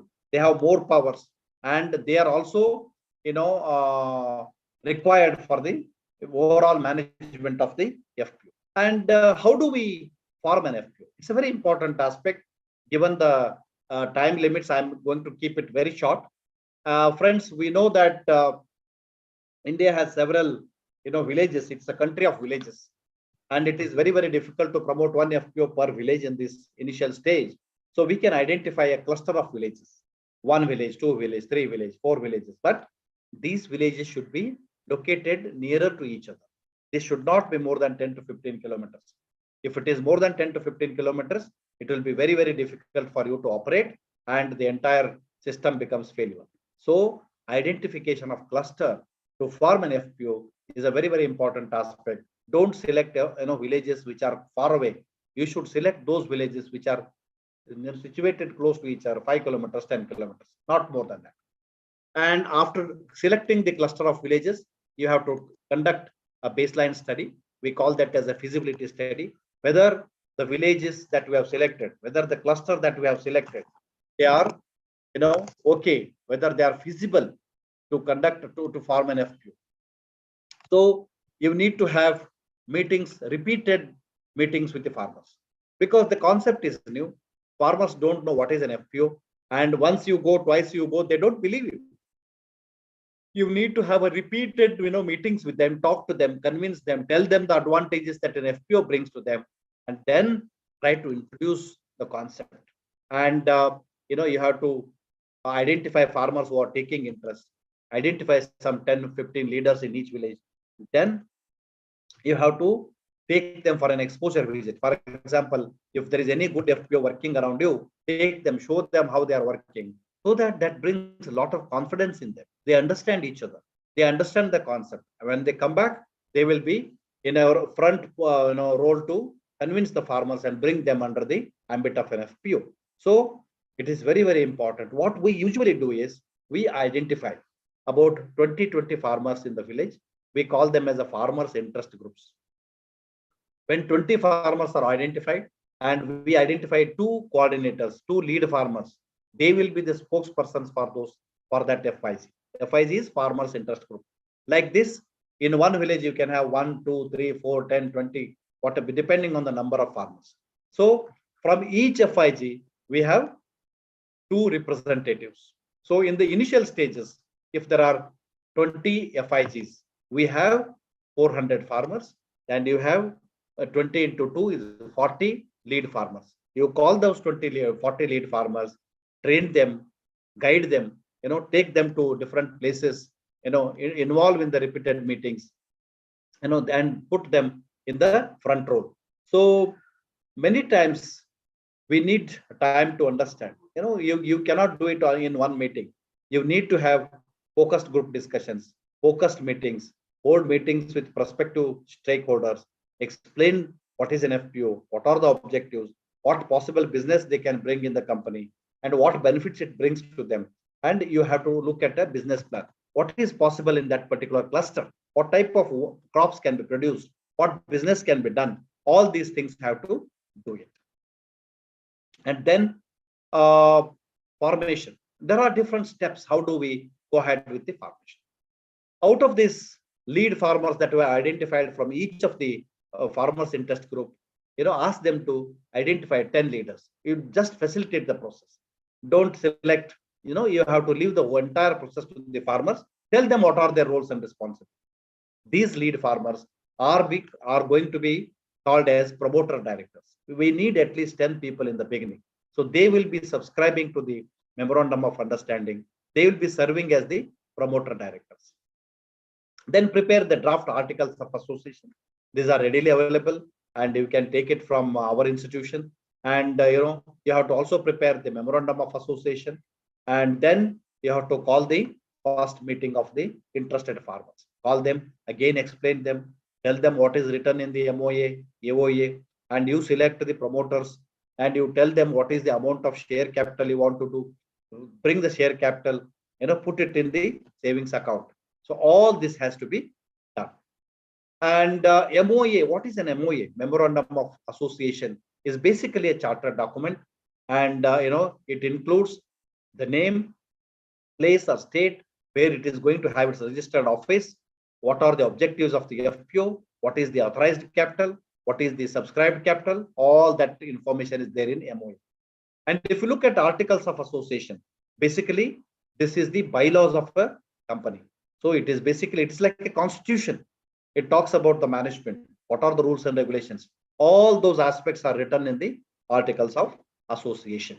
So then you have to select the name of the company, keep a very unique name, and you get the name allocated from the company is registered, apply for the name online. You have to pay 1,000 fees to them, and then the selected applicants, you have to get the digital signature, and then you have to prepare the memorandum of understanding, model, articles of association, and then you have to go and get it registered in the company's society. Everything is online. There is no need for any physical movement. After the incorporation of the company, so you will get a certificate of commencement. We call it as COC, and then the company becomes a legal institution. It has perpetual succession and members of the owners, and they come into the entire process of law, and they can do the business with a common seal, and they are empowered to hold properties in the name of the company. They can do business. They can do business across the state. Unless you complete the process of registration, you are not supposed to do any business in the name of the company. You have to complete the entire process of registration, and then you have to also bring the name of the company. You have to identify the best business promoters, identify the people who can sell you the inputs. All those things can be done. And the management is basically done by the group of farmers. We call that as a board of directors. In the these are again selected from those lead farmers, farmers who have taken. As I mentioned to you, the promoter directors can be continued as board of directors, or you can re-elect and change the board of directors after the registration. So basically, they are either elected or selected anonymously by all the members of the FPO, and board of directors are responsible for the day-to-day management of the company, and there can be minimum of 5 directors and maximum there can be 15. You cannot have less than 5, and you cannot have more than 15 directors in a FPO. And the office bearers, for example, basically CEO, we appoint a chief executive officer because he will be taking care of the day-to-day business of the company, and the company pays salary to them, and they get selected, and usually they identify people, they call for the interview, people apply, they interview them, whoever is suitable, they appoint him as a chief executive officer, and you can also have another accountant, something like that. As I mentioned to him, you already availing membership of an FPO is basically by subscribing to the memorandum of association, and even by an agreement. And after this subscription is done, after the company is registered, you have to give a formal application to the company, and then you can become the member. If you look at the powers, what are the powers of the members or the farmers in the company? Basically, they act through the general body, and they are the most powerful people in the company. They approve the budget, they adopt the annual accounts, they approve the quantum of withheld price, what is the patronage bonus to be given to the people, what is the regular bonus to be given to the people, appointment of the auditor for auditing the accounts, they declare the dividend, they declare the profits, they can propose for the amendment of memorandum of association, articles of association, and they can also avail loans for the development of an FPO by the bank. All those things are the powers of the members, and they can also approve the transfer of shares from one person to other person, means from father to the son or daughter or whatever it is, and they can also call for the extraordinary general body meeting, they can speak in the general body meeting. All these things are the powers of the members, and they can also enjoy the profits. They will get the dividends in the form. They can in case if there is any mismanagement in the company, they can bring it to the notice of the registrar of companies. They can take the case to the court for winding up of the company. All those things can be. These are the powers of the farmers.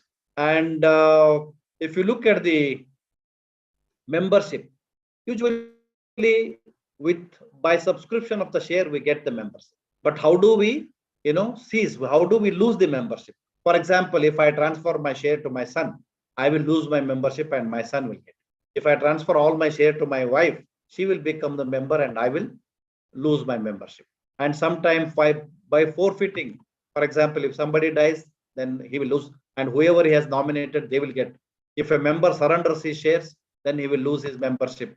If by forfeiting, if somebody is involved in any fraud, and then you can forfeit their shares. And if there's a court order saying that the shares are to be removed, so then official assignee, all those things, they will lose the membership. For example, if there is any mistake done by the member, if it is a grave mistake, then they can throw him out of the company. So if you look at the powers of the board of directors, as I mentioned to you, this is basically the entire management of an FPO is taken over by the board of directors. There can be 5 members, there can be maximum 15 members. So the BOD, we call this as a BOD, board of directors. This is responsible for formulating, supervising, and monitoring the performance of the producer company. And they should act on behalf of the general body, and they usually do not execute superpowers. Basically, they have to seek the approval of the general body, and then they also debate on dividend. What is how much dividend or how much bonus to be given, how much patronage bonus to be given, whether new members to be admitted to the company or not, appointment of the CEO, appointment of the officer, supervision of the work of the CEO, proper book maintenance, bank account maintenance, getting approvals from the government, seeking the we also take a lot of company permissions to do the business. All those things, investments, and annual general body conducting the meeting, auditing. All these are the business that are looked after by the board of directors. And then the AGM also elects the members. For example, any board of director can be there for a period of 5 years. If they do a good work, they can be re-elected for next 1 term. And if they don't do a good work, they can be removed and new members can be elected. So as I mentioned to you, the minimum period is 1 year, maximum period is 5 years. But if they have done an extraordinary work, good contribution to the company can re-elect the board of directors for the 2nd term. And there's another set, we call them as expert directors. This is a very interesting thing. As we are discussing about an FPO, FPO is basically doing business, and we need to have people who are experts in agriculture sector, market sector, business sector. So such people with good experience and exposure can be appointed as expert directors. They need not be farmers, they need not take share in your company, but they can become the chairman of your company. They are appointed exclusively based on the experience and expertise that they possess. So there is another set of directors called as alternate directors. For example, in case if somebody is out of country or is not available to the services of the FPO, in that case you can have an alternate director. For example, I'm going abroad for 4 months with my son or a daughter. I'm not available for the business of the company for next 3 months. In that case, till I come back to the company, in my place, some person can be appointed by the board as an alternate director. If it is my absence to the company's business is more than 3 months, if it is less than 3 months, there is no need for appointing the alternate director. So how do we remove the directors? As I mentioned to you, if they are involved in any business which is against the interest of the company, if they are involved in any fraud, if they are involved in any mistakes in the company, in that case, they can be removed. If the board of directors remain absent for 3 consecutive board meetings, they can be removed. And if they are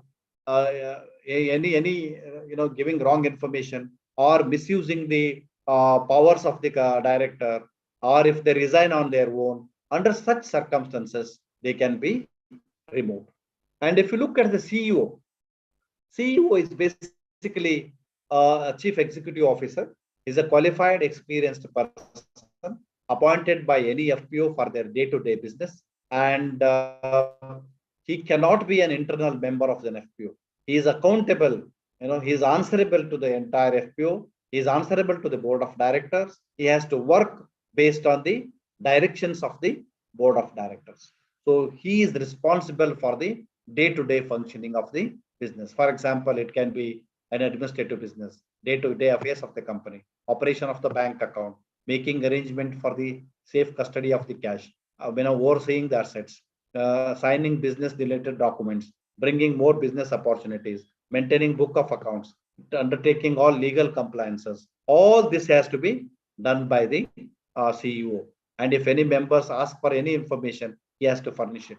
Make appointments, of the accountants and all. This is in accordance with the selection procedures, and assist the board in getting information, getting new information, bringing more members on the board. And he has to advise the board of directors on legal terms, legal matters. All this has to be done. And if there is any special powers given to him, both in finance as well as in signing the business activities, he can do it. So this is how, and he can discuss any other functions as assigned or delegated by the board. It is basically the chief executive officer who takes care of the entire FPO business. Friends, I stop here now because time is short, and I would like to take up. We are left with another 10 minutes. We can take up some questions, answers. I can answer any of your questions. Feel free to ask questions, and I should be more than happy to answer any of your questions. Okay? Yeah. Yes, Preeti, you can take some questions. Yes, sir. Thank you so much, sir. Thank you so much for getting ourselves into this topic, and we are thankful that you very well explained about the FPOs. And there are several questions in the chat box. So I would like to, with your permission, I would like to deliver the questions, sir. And somebody from the chat box is asking for your email ID, sir. I don't know if they want to communicate with no issue. Yes, you sir. have my email ID. Yes, sir. Yes, sir. We will put in the chat box and we will give to the participants. No yes, issue. So there is a question, sir, because since the organization is working for the welfare of small farmers, small and marginal farmers. So, and our small and in India, especially small and marginal farmers are not very well aware of these kind of organizations. So how to do the awareness thing, like how to let them know about these kind of things so that they will be benefited? Preeti, this is a very important question. All the state governments involved in agriculture sector, they need to do this. We have done several campaigns from last 6-7 years. Come and ask in Karnataka, every farmer knows about it. We have 1,260 FPOs working, nicely in Karnataka, and certain FPOs are doing a business more than 15 crores per annum. Can you imagine? 15 crores business is done by the farmers in Karnataka, and some are small, some are emerging. So it is one-to-one. It is the responsibility of people like you and me, people, institutions like Just Agriculture, universities, departments. All of us have to do it. Use the media, use the print media, electronic media to talk about FPOs. Spread the message across the farmers so that they are aware. They should know that these are institutions meant for their welfare, meant for their benefit. They should become the members. And it is the duty of every learned person like you and me to take this message to the farmers in the country and see that farmers are aware of FPOs. And government alone cannot do it. It is the duty of all of us to do this and spread this message and create awareness among the farmers. Thank you, sir. So there is a question from Team Antenna Private Limited. She's asking, please name authenticated government sites having updated state-wise information of FPOs. You can go to the Ministry of Agriculture and Farmers Welfare, Government of India, and there you will get the entire national level information. And if I would like to quote the example of Karnataka. We have one center of excellence for FPOs. You can go to www.coefpo.org. You can get the number of FPOs registered and operating in Karnataka. You can also go to the Watershed Development Department of Government of Karnataka. They will get you can see the complete list of FPOs operating, promoting institutions, their age, everything is available. So you can take that, the respective state government as well as the central government. So there are certain FPOs promoted under central sector, certain FPOs are promoted under state sector schemes. So all the information is compiled at the state level as well as at the national level. So these FPOs are made under, a central, this Companies Act. So means the center sponsored scheme or something. Is it like No, that? there Sir? are two things,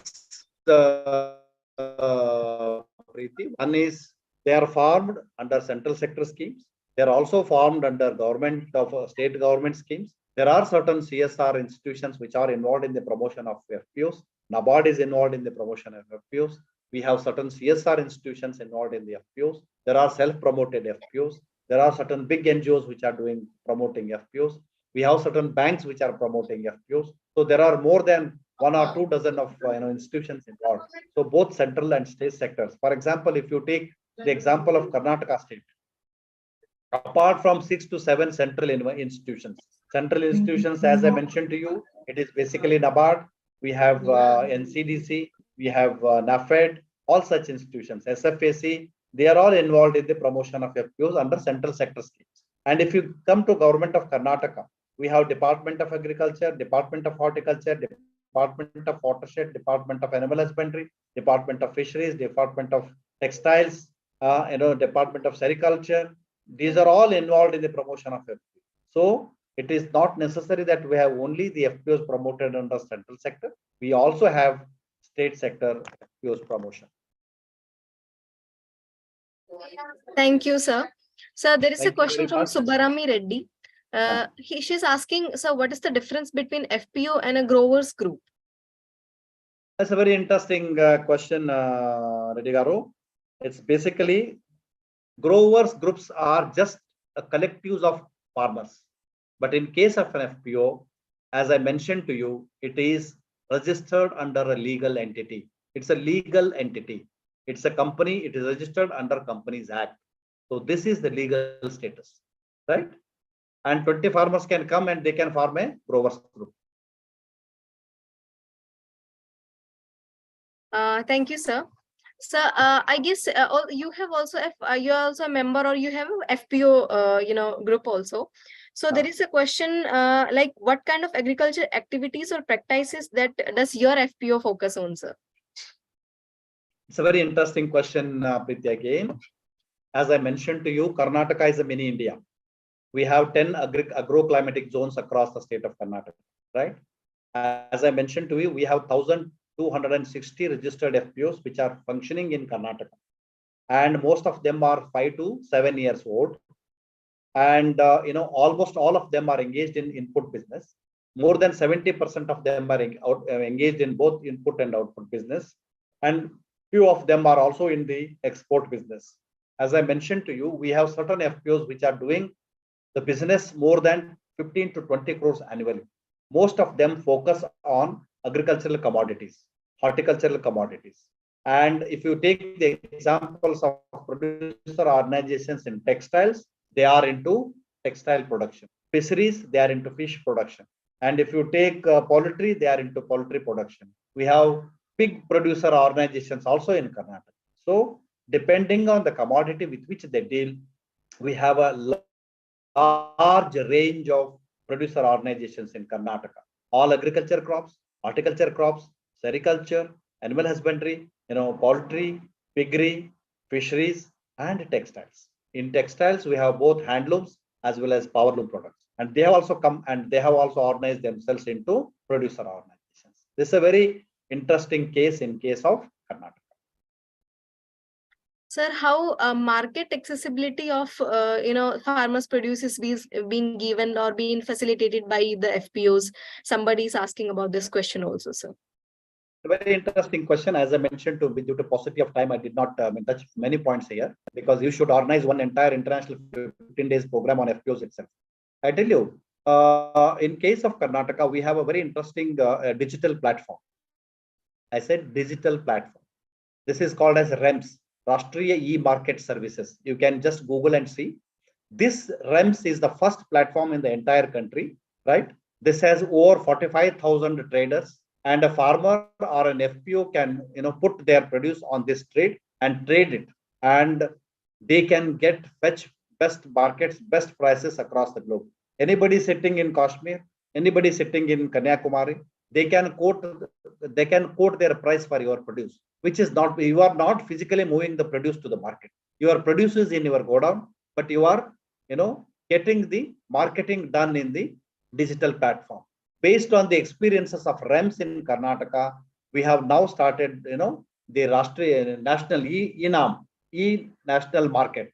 So this is one big approach Karnataka is now doing, wherein farmers are able to sell their produce across the country. Apart from this, we also connect them to bulk buyers. For example, Akshay Patra is one big organization in Karnataka which provides free food to lakhs and lakhs of people. They also require a lot of food material. Now we have linked Karnataka FPOs to Akshay Patra, and we have this SC/ST hostels. They consume a lot of food material. We link FPOs to them. We have the Annabhagya Yojana, wherein government procures a lot of food grains. So we are linking FPOs to them.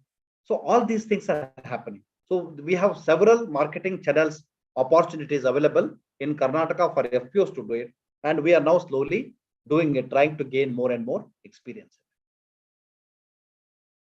Sir, there is a question who is asking about your FPO only, like how your FPO manages the financial resources and how transparency is ensured, sir. Transparency is very, very important aspect. As I mentioned to you, unless you have transparent practices, you will not be able to do it. One thing very, very strictly we do in Karnataka is we ensure that none of the cash transactions are allowed. And any business, any expenditure that they incur, they have to do it, account it, and take the approval of the board, and they do the expenditure. And we also have little guidance, how much money to sell, how much money to spend, and how to spend, what are the approval procedures. For example, if they are making an investment of 10 lakhs into certain business opportunity, they cannot take the decision at their own. They have to call a special annual general body meeting, take the approval, discuss the points, agenda in the meeting. If the AGM approves, then only they will invest the money. So this is how financial transactions are made transparent, and everything is to be we have a computerized package. They have to enter the entire accounts into double entry system, and it has to be audited every year. All these systems are there. Thank you, sir. So other than agriculture produce, there are several other produces as well. For example, from the forestry sector, we can have timber, or we can have other minor forest produce also. So in this regard, Ravi Kumar RK is asking, sir, is there any FPO related to forestry sector and its scope in it? We have certain tribal FPOs in Karnataka, which are focusing more on the minor forest produce, collection of honey. These things are there, and they're very nicely doing it in Karnataka.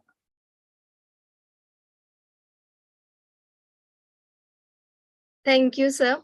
Sir, Thank you very Hansika much. Demand, she is asking, are there any such FPOs active in the northern area or plain area, or there is some kind of network for these kind of FPOs, like more than some FPOs are there, and we can have a network of that?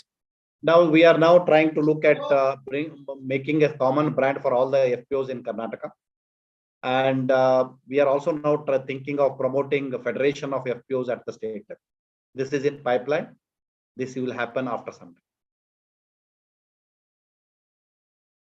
Okay, sir. Sir, now this is last question.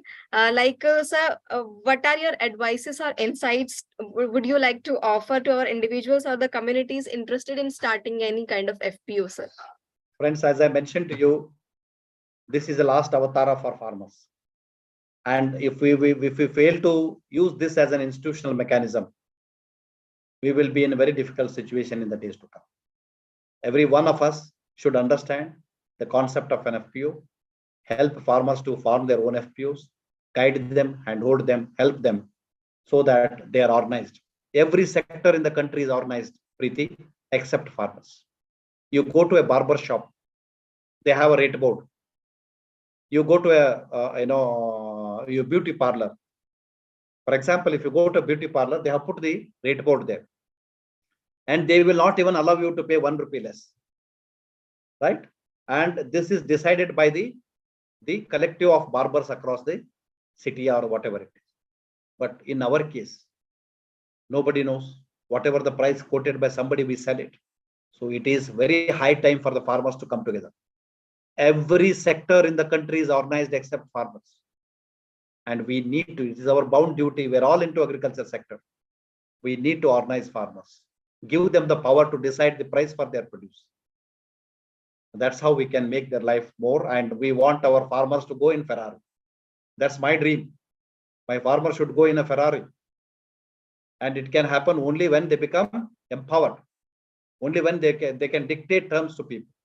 Otherwise, and we even don't have courtesy to salute him 3 times a day. We eat just because of the farmer. And we cannot eat notes and coins. Every time in a day, 3 times in a day, we have to remember salute the farmer. So it is not just enough to salute him. We need to help him, bring them together, put them in an institution, build their stronger institutions, help them so that they also lead a dignified life in the country. So that's what is my message to people. People who are in agriculture, they have to have passion for helping farmers. It is passionate job, and you just can't do it as a duty.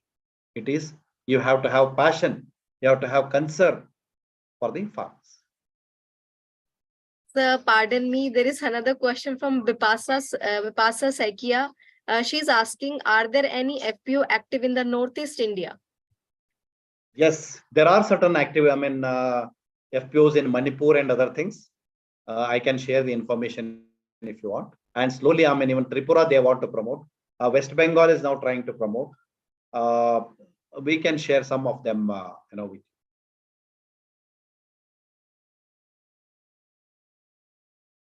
Okay, sir. Sir, thank you so much. Mangala's, she's asking, why are not there some same sale prices for agriculture commodities throughout India, sir? That's why, Mangala, we did not come together. We don't have same quality. We have to also, be little quality conscious, and then we can terms. For example, if you take any of the products sold by Amul, again a farmers group. In Karnataka, we have Karnataka Milk Federation. We have Nandini. These are all farmers produce, but it is sold on the same price across the country. That's the dream for us. We have to conform to the norms, and then we have the same quality. We can sell it at the same price across the country. That's the dream. We have to work towards it, right? We have to do it.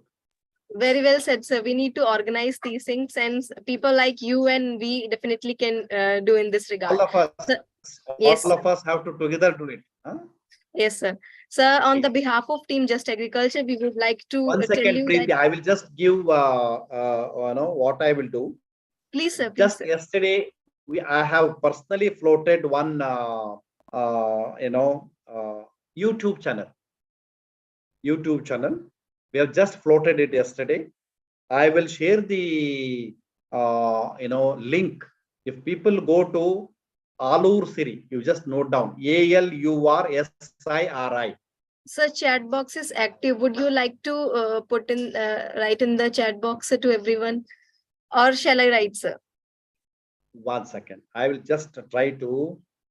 No, because people can just subscribe and keep looking at these things. We are also going to bring it in English.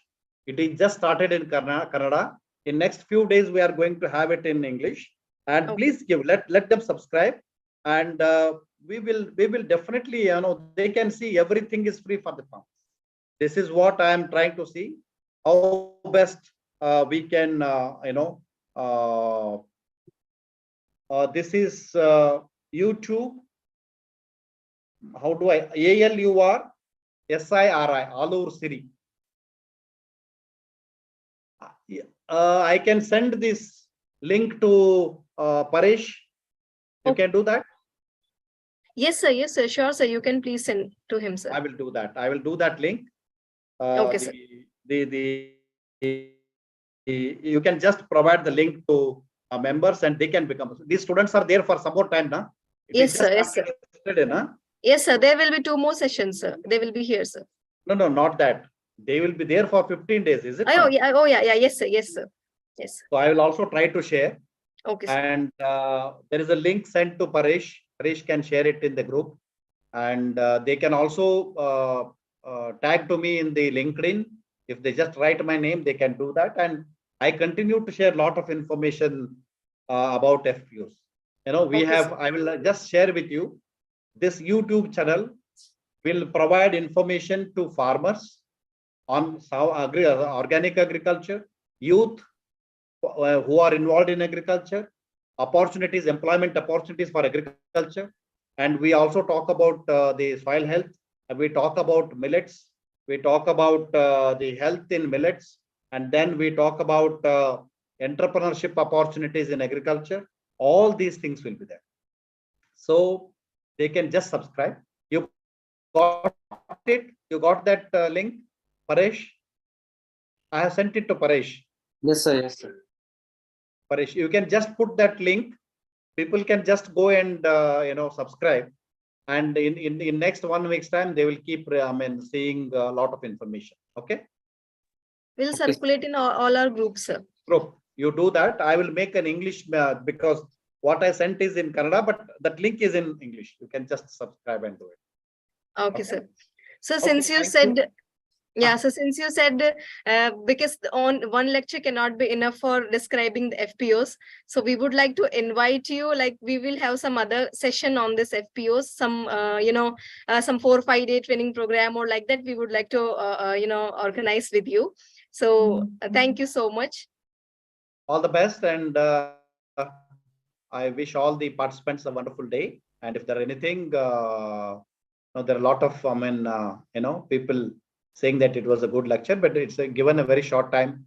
We will not be able to do justice to this. But So we will can definitely certainly- collaborate with you in some future in future, sir. Yes, Thank sir. you. Thank you, Thank and you all the so much, best. sir. All the Thank you best. so much. All the Thank you, best. sir. All the best. All the best.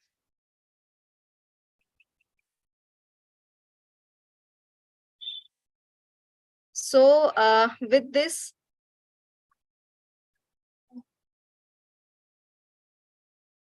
thanking Dr. Alur sir, now I would like to request Mr. Kompal, who will be our next host for the next session. So Mr. Kompal, are you there? Yes, Preeti, thank you.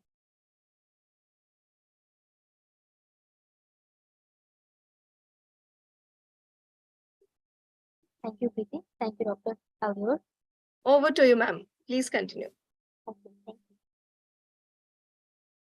Good evening to all. I, Kompal Gaur, your host for this session, would like to invite our next speaker, Dr. Ravi Shankar, Agri-Tech Advisor and Investor. Dr. Ravi Shankar is joining. He will be with us in a few seconds.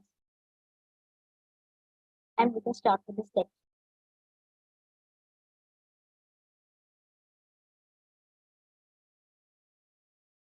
We are currently on day 4 of this Agriculture 5.0 meeting organized by Just Agriculture and collaborators. Just Agriculture, as you know, is a very vast platform and is continuously growing throughout India and globally as well. It has a mission. It recognizes the mission.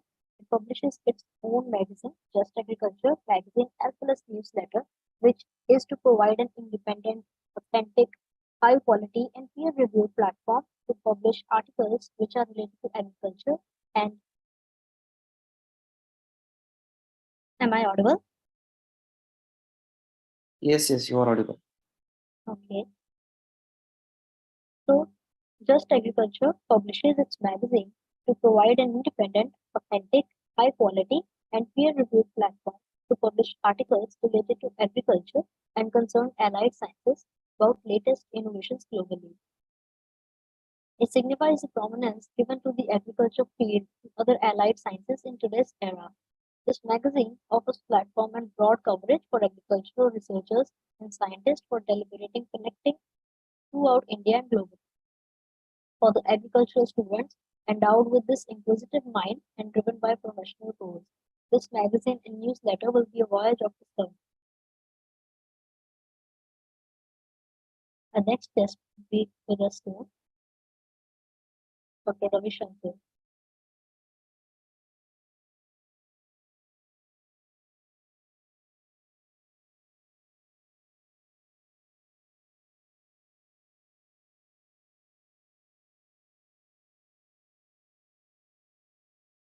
Participants are requested to wait and show some patience. That is joining currently.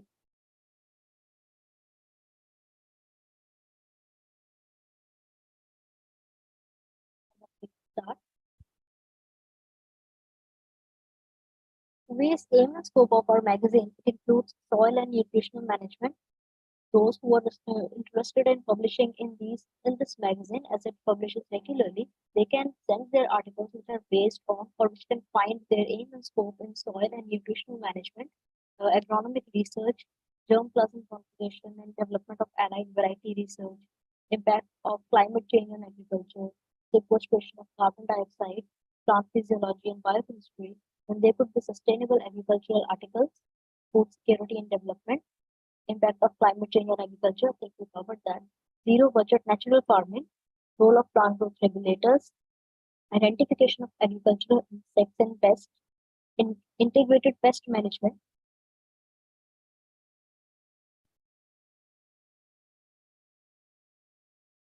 Dr. Paresh, am I audible? Yes, you are audible. So will be with us within a few seconds.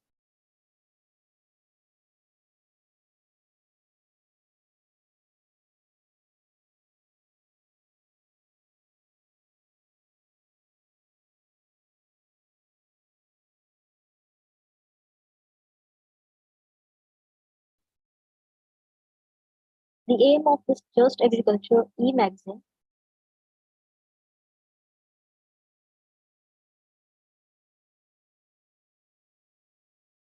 Dr. Ravi Shankar will be joining soon.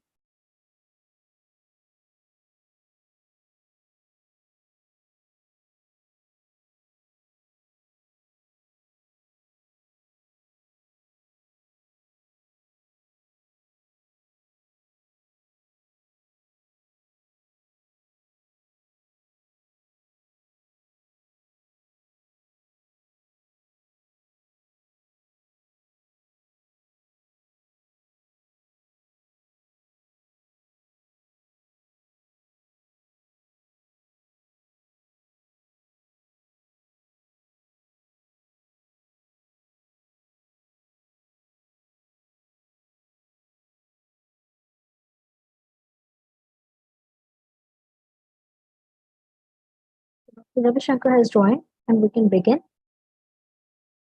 Our next speaker, Dr. Ravi Shankar, Agritech advisor and investor. Dr. Ravi Shankar is an entrepreneur, mentor, and investor in the AG food tech and rural impact startup ecosystems.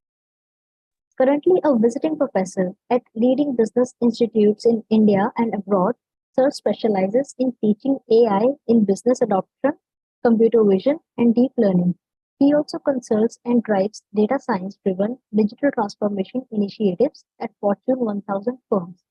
Sir has over 3 decades of experience at intersection of agricultural policy and data analytics.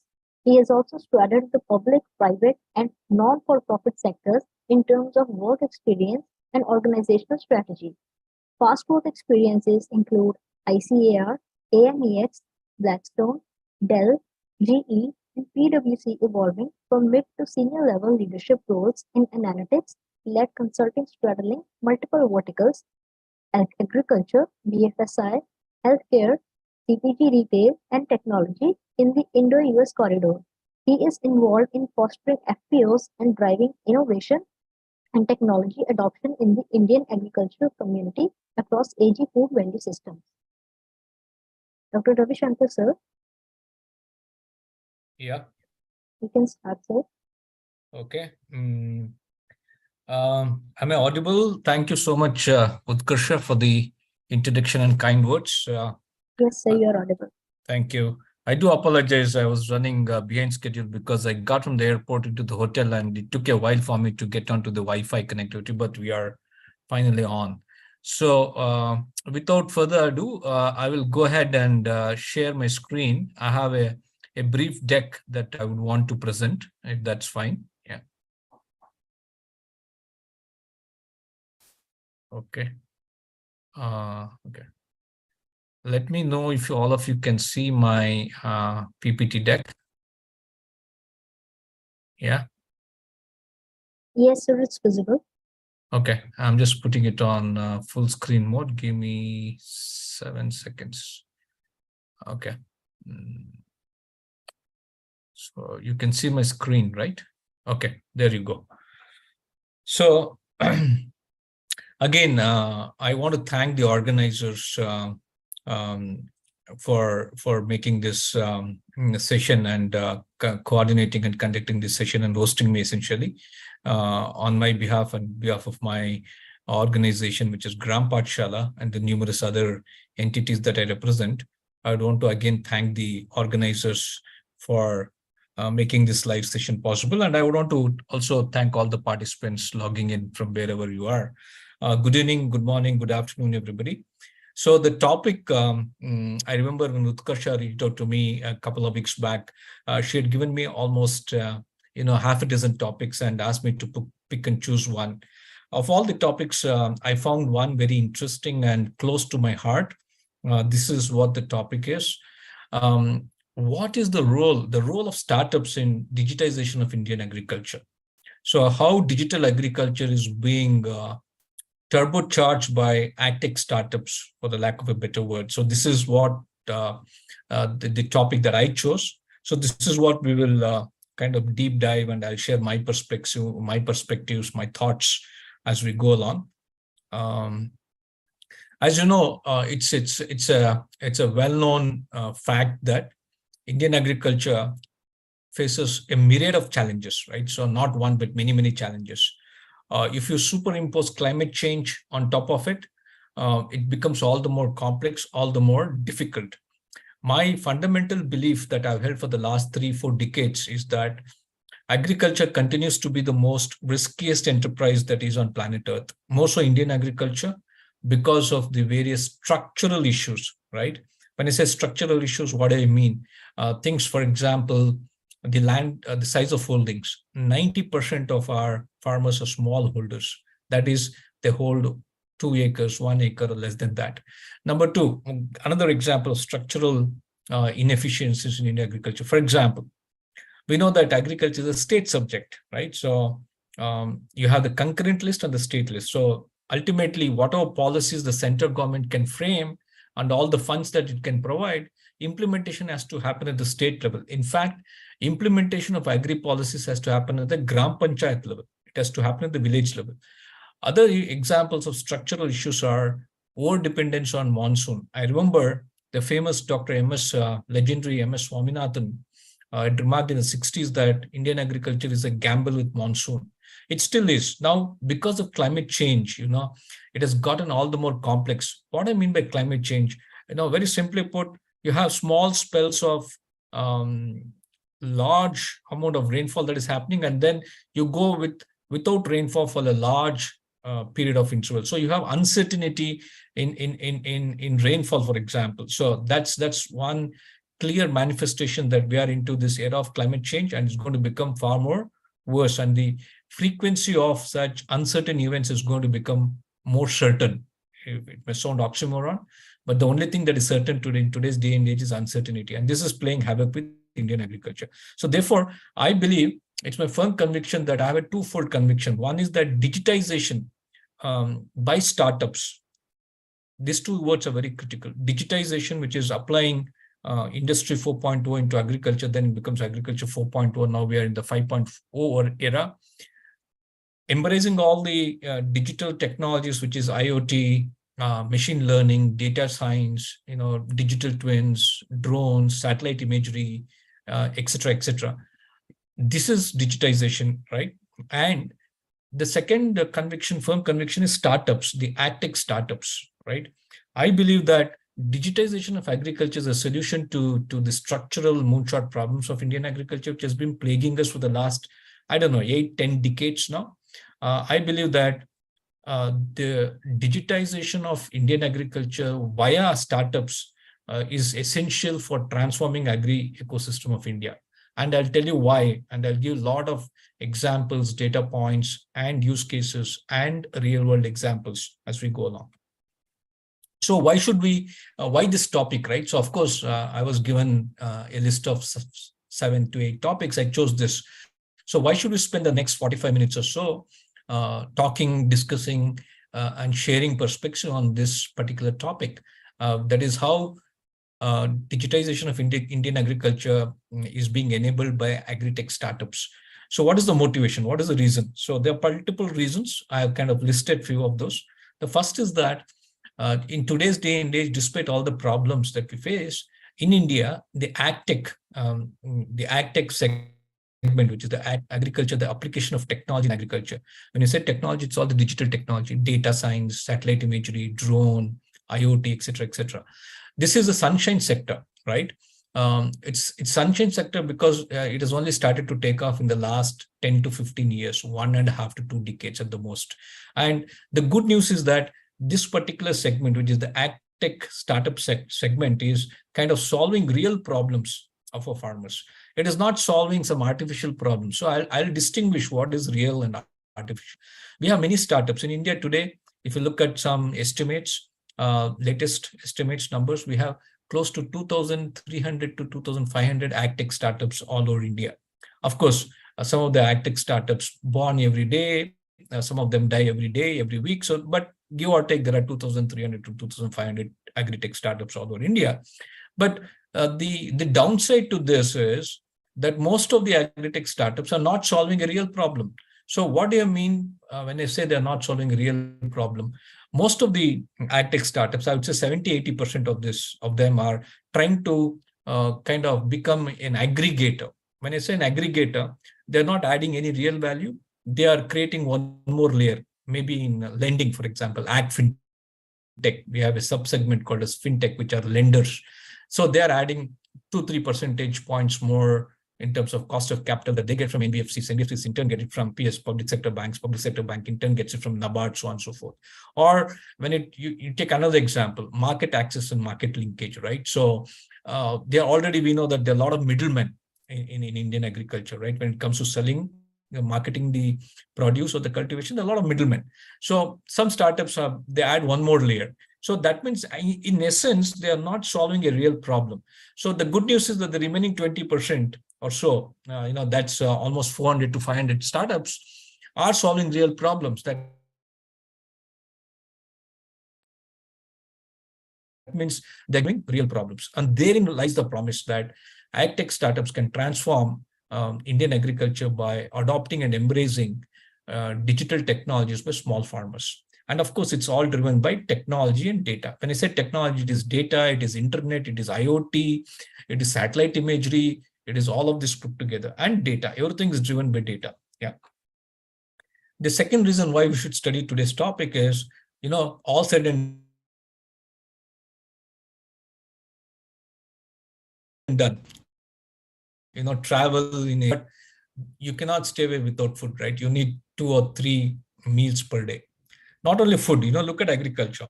Agriculture provides food, fodder, fuel, fiber, and also medicine, right? So therefore, there's no substitute for most of this. At the end of the day, humans have to eat to live. Therefore, there are issues like food safety and sustainability, which are kind of embedded in food. So that as long as humans will feel hungry, agriculture and ag-tech startups are there to stay. And needless to mention, despite all the India becoming the fifth largest economy with $5.1 trillion of GDP, agriculture continues to be the spinal cord or the backbone of Indian economy. Why? Because India has 6.5 lakh villages. How many tier 1, tier 2, tier 3? We have few hundreds of tier 1, tier 2, tier 3 cities, but India lives in its villages.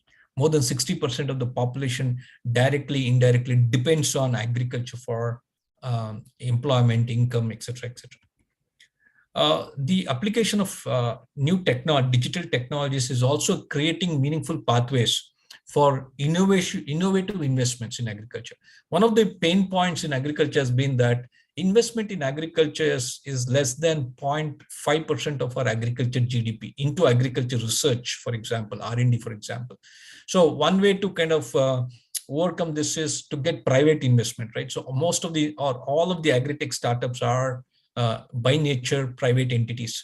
So if you look at the numbers from 2014 to 2020, agri-tech startups in India, they attracted almost $1.5 billion. In the last 3 years, from 2020 to 2023, we already crossed that number. So these are serious, numbers in terms of investment, and all this is eventually going to pay off in the sense that once small farmers start adopting this technology, they started to actually, but once this adoption is at scale, then you can look at the real impact and the magnitude impact. Finally, the agtech sector, is opening up the portals in terms of support by the government of India, especially the central government, for example, is creating, as we speak, they're creating something called as a agri stack, a data stack, while all the public sector data collected from the state government, central government over many, many years and decades, everything is being put on a single repository, and the agri data stack is being kind of designed and evolved as we speak.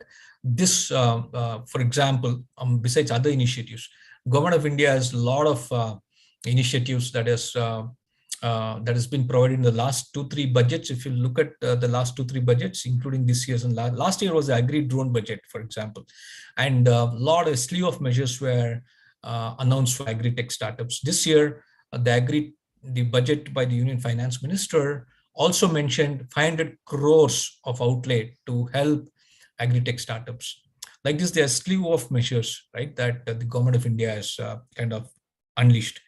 And all this should happen through the PPP format, the public-private non-for-profit framework, for the simple reason that agriculture is far too complex and agriculture is far too big for one entity, one state government, one central government, and few large companies to solve. No, any company, big, large, or small, the only way you can create impact at scale is by collaboration in a PPP framework. So these are the reasons why we should kind of do a deep dive and delve into today's session.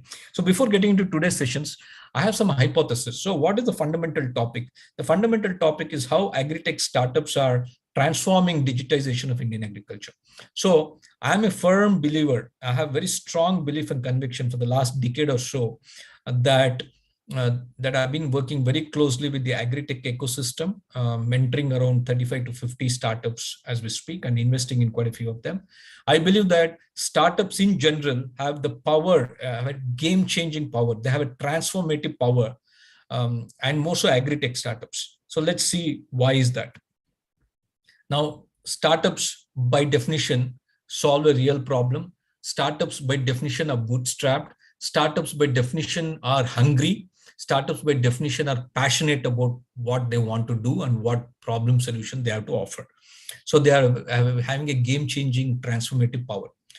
They also solve a real problem, not a superficial aggregating. It's not Amazonification or creating another Uber or Ola in agriculture. We don't need that kind of solutions now, right? Maybe it was relevant 7-10 years back when the first few agri-tech startups made the move. But in today's day and age, we need startups which will solve a real problem. For example, can we solve soil moisture problem? Can we solve optimization of fertilizers, whether bio or inorganic or organic? Can we forecast prices more accurately and help farmers discover the price? So these are real problems, right? I can go on. There's a long list of problems. In fact, in agriculture, sky's the limit. There are hundreds of problems. There are hundreds of commodities. There are hundreds of districts. I always say that one commodity, one district, you solve a real problem. You have a unicorn then and there. And most of the startups, are innovation driven. If not, they are very unique. They are most of the time innovative, right? So that's the key. And by nature, by default, startups are driven. They have a purpose, they have a meaning, and they're energetic. Most of the startups are by folks, by people who are in the 20 to 30 age group, most of them.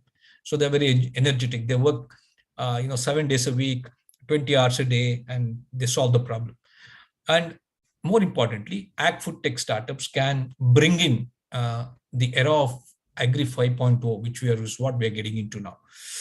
And they can also bring in a lot of efficiency. One of the biggest problem, that Indian agriculture, if you look at it from a holistic macroeconomic perspective, we are number one, right? When it comes to production of a lot of pulses, cereals, even dairy products, we are number one, absolute numbers, million metric tons. But when it comes to productivity or efficiency, which is yield per acre or yield per cow, for example, for milk, or yield per acre of pulses, spices, cereals, we are not even in the top 10.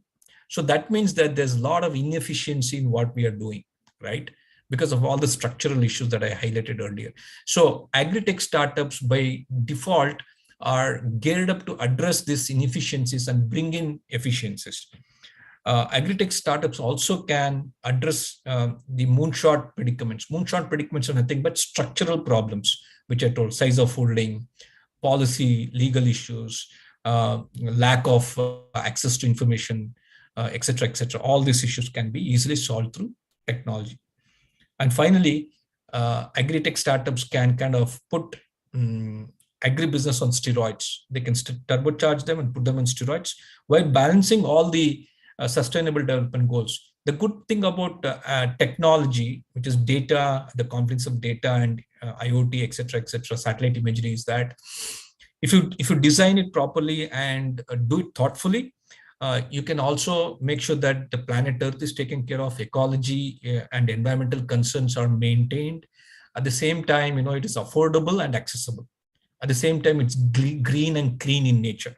So this is why this topic is so very relevant, and I think it's extremely topical. And this is the hypothesis. This is a set of hypotheses I have for today's session. And with this, we will get started. We'll just spend the next 30 seconds on how Indian agriculture is digitized, right? Compared to 70s and 80s, or in the last 1.5 to 2 decades, or how digitization has evolved in Indian agriculture. So by definition, it means collecting data. It starts with data, right? Data is the lifeblood of digital technologies, whether it's IoT, satellite imagery, drone. It's all about capturing data. Data could be in form of images, it could be numbers, it could be text, it could be all of that put together. So it's data collection, it's data processing, which is very critical. How do you process data? How do you feature engineer? How do you store, capture? How do you eliminate extreme values? This is all data processing. And then essentially you have to make the process more the entire framework more process dependent and less people dependent. So whenever humans are involved, inefficiencies will creep in automatically. The best farmer will have a bad day in the office. So that's the reason that you want to make the process as data driven as possible, so that it's more accurate, it is cheaper, faster, and better. Yeah. And therefore the entire the agriculture industry becomes more reliable, more efficient, and it's also connected to the global market. In today's, again, if you look at the geopolitical dynamics that has taken place in the last 2-3 years, the pandemic and the invasion of Ukraine by Russia, India today, everybody is looking up to India as the next global food basket of the world. Yeah, why not? We have been exporting commodities for ages, right? Spices from the last 200 years, 300 years, or much further.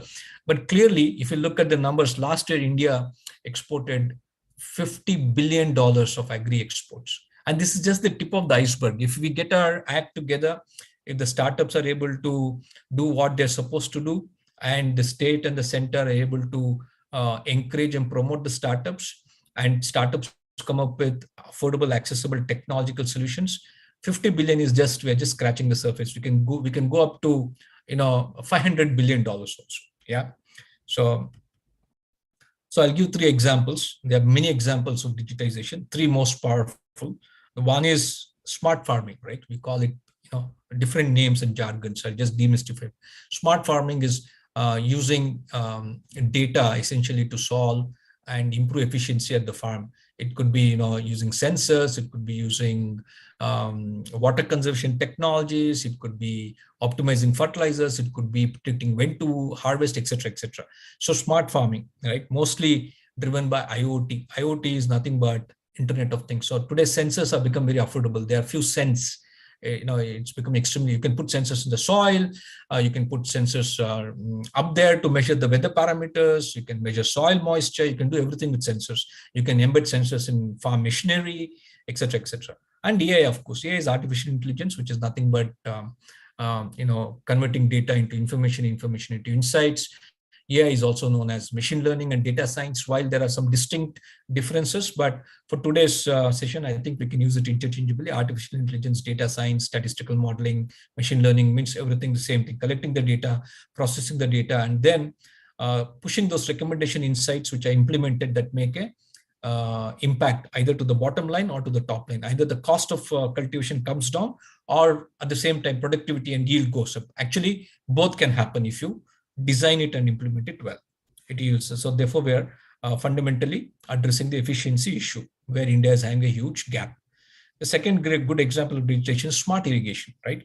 You can sit in your home, use your mobile phone. Today, there's one mobile phone. If not the farmer, somebody in his family would have. India is having more than 700 mobile phones. Most of them are smartphones. So you can control using a iPad or even a simple smartphone, not a feature phone. You can control how much to irrigate, when to irrigate, etc., etc. So smart irrigation, right? So it's all based on sensors, and of course, water scarcity is going to become one of the biggest issues. So we conserve water, we save water. And we provide the right quantum of, we are optimizing water use for the crop. So there's one, the theme also that the central government is aggressively pursuing these days called as more crop per drop, more crop per drop. So that's the mantra. That's possible through smart irrigation, through sensor-led irrigation, yeah, and simple mobile technology. Finally, we all know drones, right? So drones are multiple use cases. It's not only spraying. You can, of course, do spraying, save a lot of water, a lot of pesticides, etc., and time, cost. But also drones can be used to assess soil moisture. Drones can be used to assess the crop health. Drones can be used to predict the onset of pests and diseases. Drones can be used to forecast potential yields. It can do everything, right? You should only know what kind of drones, what kind of cameras, etc., hyperspectral lidar cameras, etc., yeah, to collect precise crop data. Now, moving on to the startup ecosystem in India, I told you there are close to 2,500 agri-tech startups. The number keeps changing because startups are born every day, they die every day, literally. So let's look at it. Good news is India is having a thriving agri-tech ecosystem, right? If you look at this particular year, 2023, the first half, January to June, in the investment community, we said that the funding winter has set in. Things are getting very tight. But the good news is funding for agri-tech startups has not, relatively speaking, has been robust compared to all other startups. Like it could be, electric vehicles, it could be e-commerce, it could be edutech, it could be health tech, it could be SaaS. Those sectors have seen a distinct downturn in funding, but agri-tech startups have been robust. That's the good news, right? So therefore, like I told, even the central government and many state governments are having a host of initiatives, a lot of policy measures to promote and encourage agri-tech startups. And I'll just share some of those initiatives as we go ahead. So they're creating, I'll give 3 examples. The one is Startup India initiative, right? Under Startup India initiative, you can register, become a DIIP, you can get that recognition, and then you can get a lot of tax shops, etc. So funding, tax rebates, etc. Then we have the Atal Innovation Mission, right? And the Atal Incubation Centers.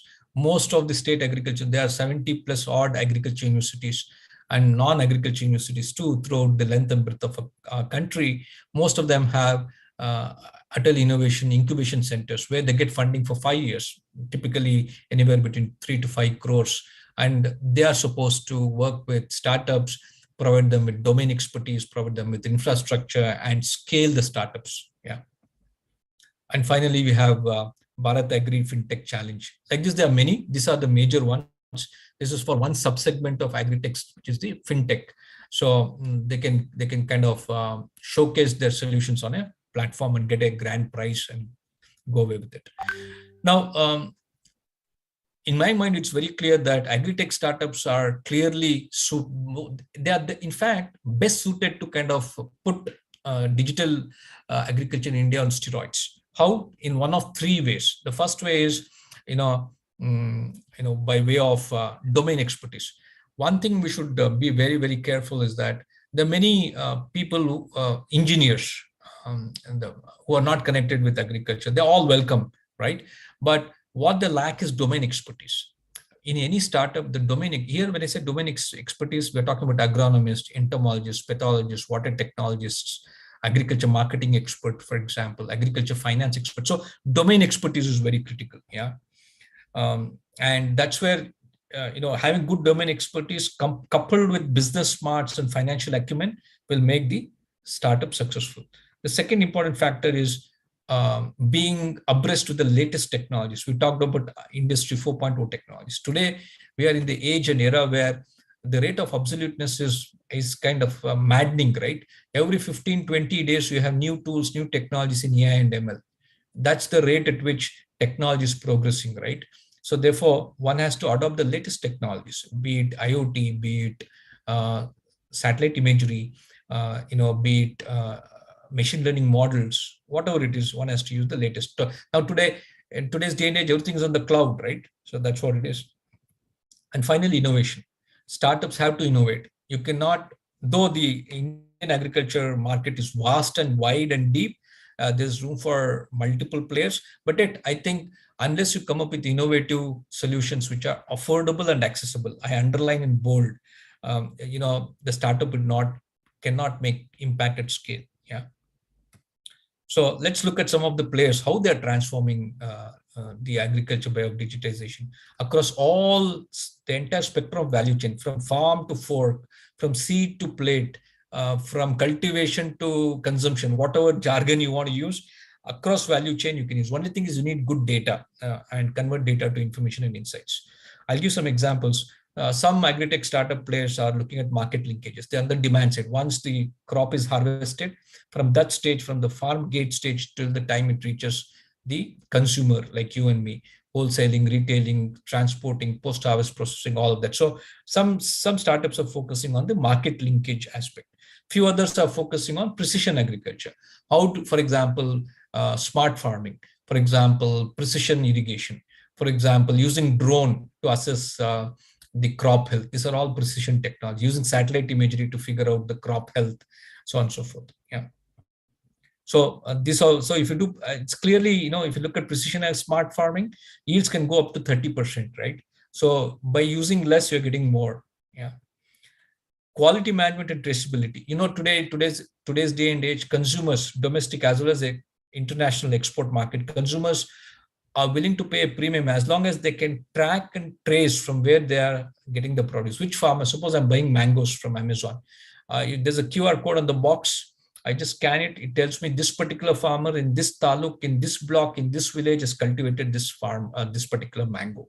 And he has used these ingredients for pest control and for fertilization. So traceability and tracking, this is blockchain, right? So blockchain is one of the digital technologies.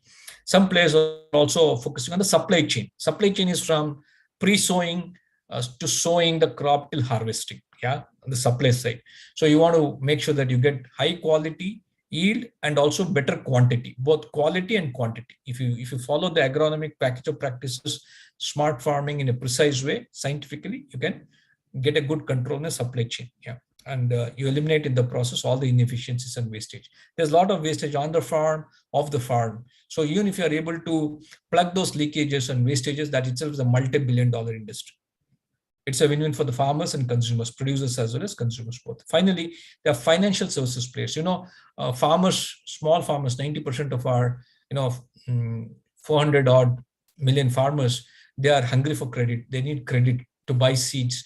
They need credit to buy fertilizers. They need credit to buy farm equipments, lease equipments, and conduct the agronomic operations. So it's clearly that even if you can tap at 30% of the 400 million farm families, it's almost 120 million. That's a large number.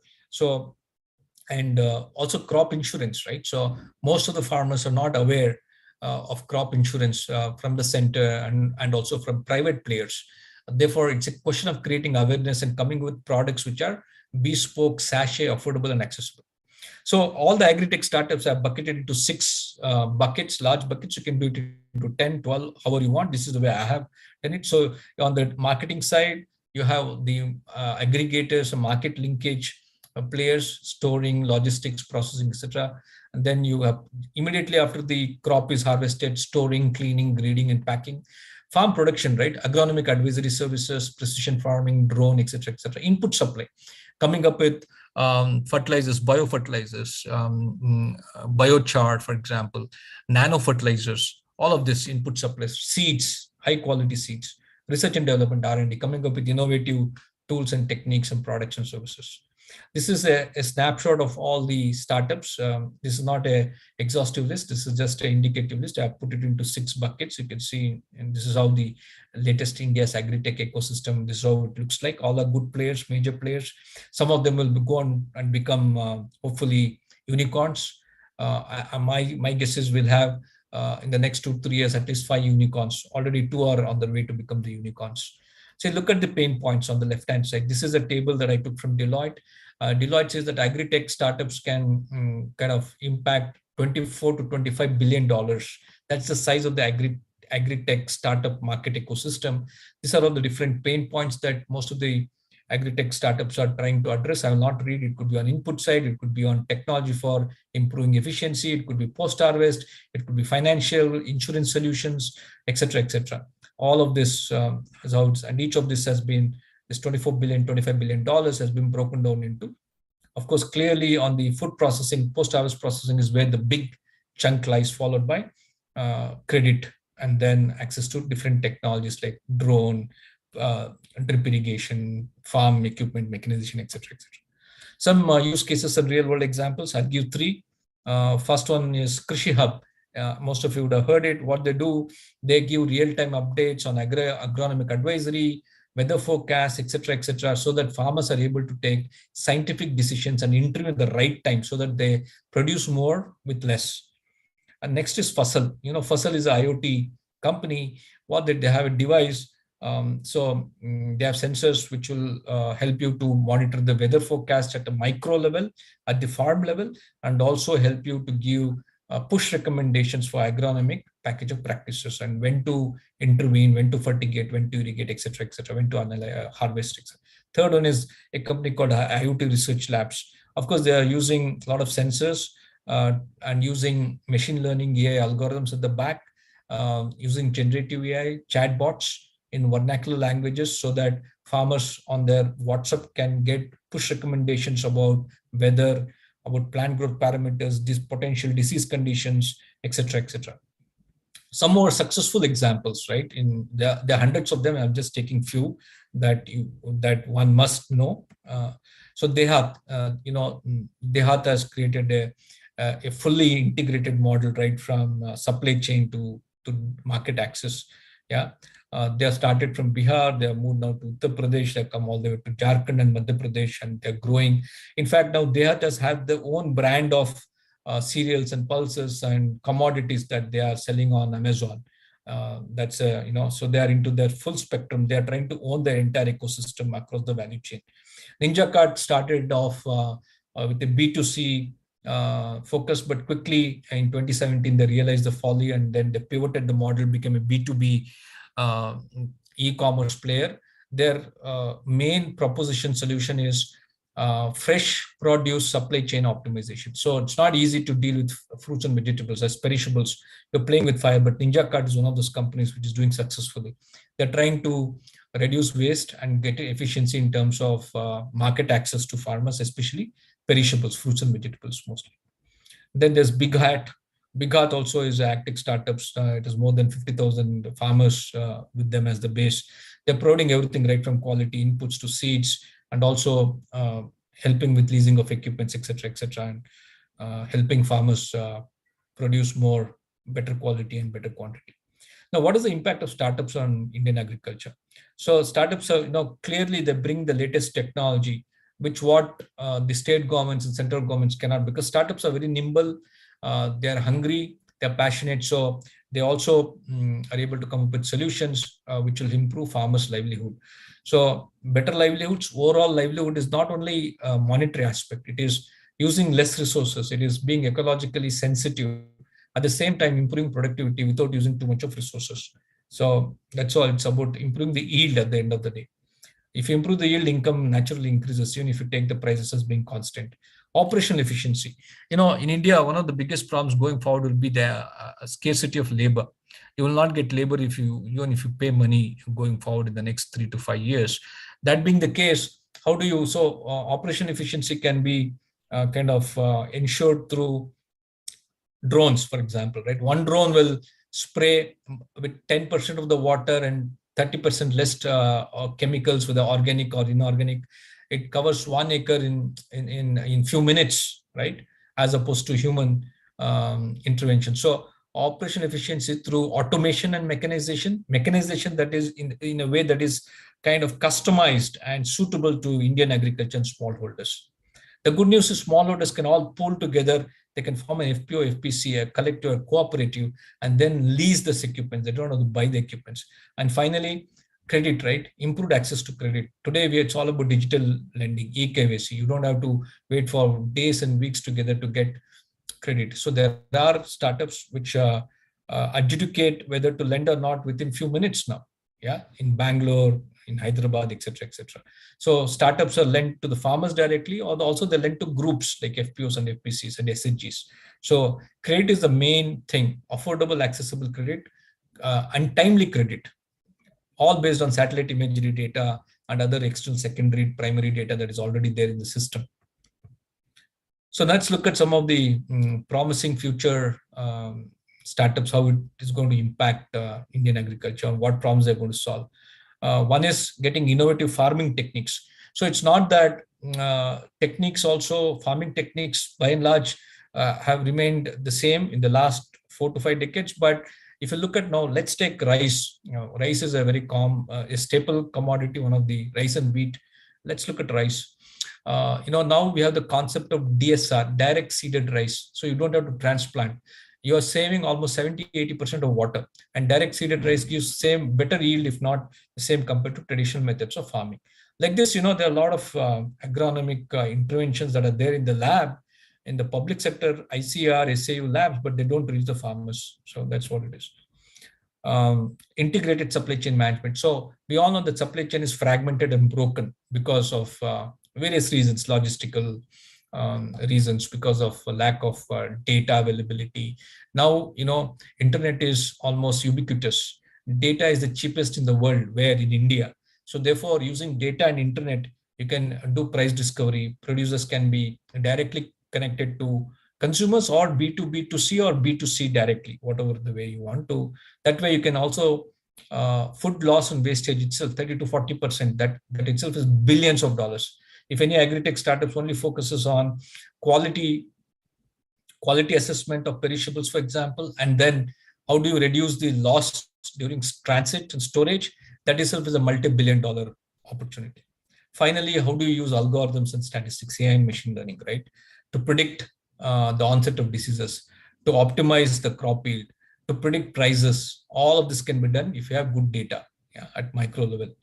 So smart farming, to conclude, what is the call to action? Call to action is as follows. Digitization of Indian agriculture by agri-tech startups can not only provide sustainable solutions to farmers, but they can create enormous economic impact plus social benefit. Therefore, this is triple bottom line, right? Therefore, time is now. It's not tomorrow or today. It's now. It is the right time for entrepreneurs to take a plunge and do that agri-tech startup, and for investors to pump in the required capital and encourage and support agri-tech startup entrepreneurs, so that the Indian agriculture sector can thrive and India can become the provider to the world for all commodities. The only way we can do this is through collaboration in a PPP framework and through the adoption of latest digital technologies. With this, I will stop, pause, take a break, and see if there are any questions to be answered. Thank you.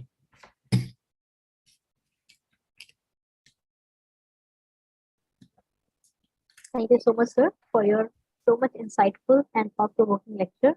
I think it will definitely help our participants in a way so that they can change their perspective and shift their perspective toward these agri startups, so that we can achieve maximum with what we have got right now, which is the need of the hour. There are some questions from the chat box that I would like to ask. Yeah. Allow, sir. Sir, there is a question that in what ways do startups leverage technology to address the challenges faced by farmers, such as access to information, markets, and other resources?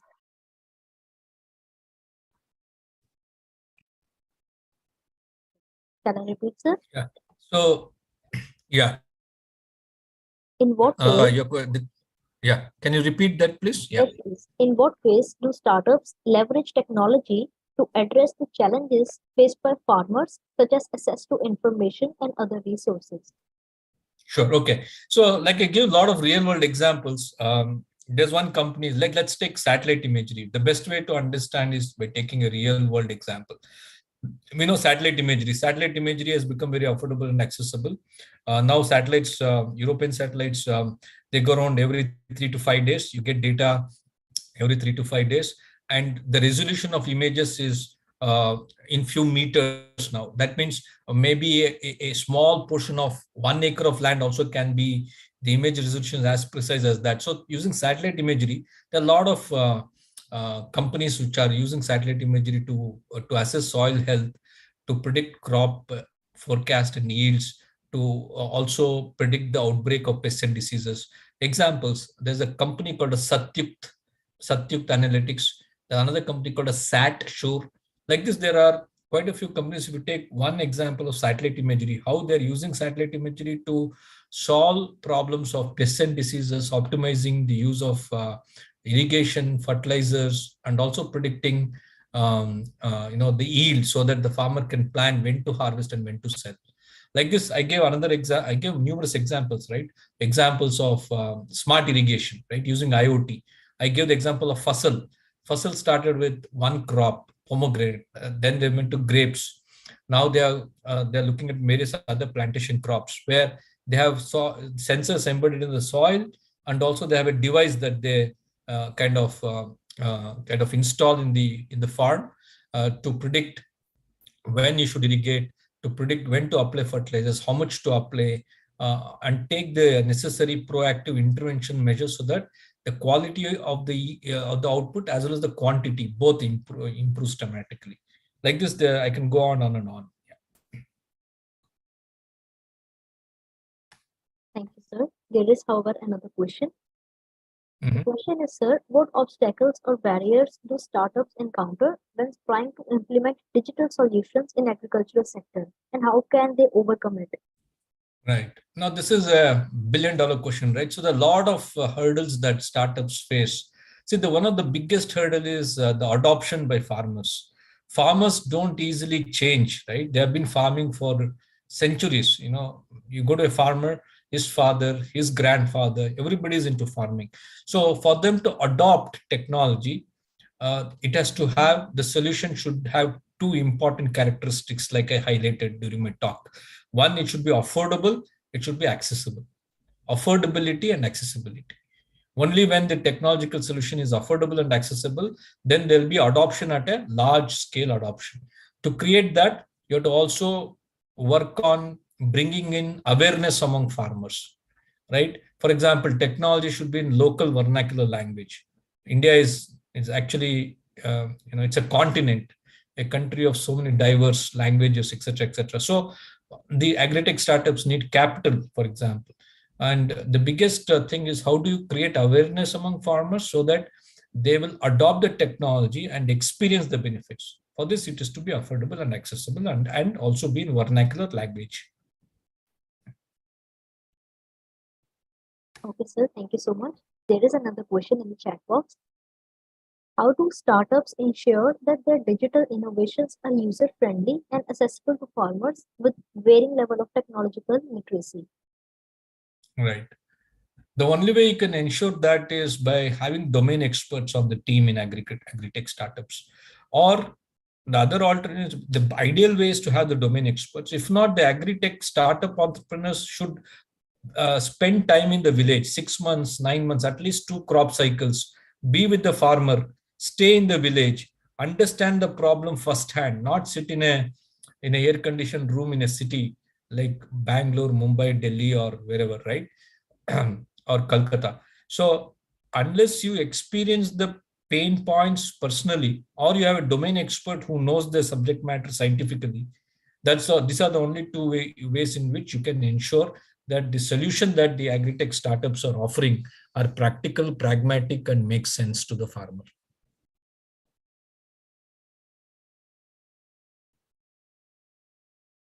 There is another question, sir.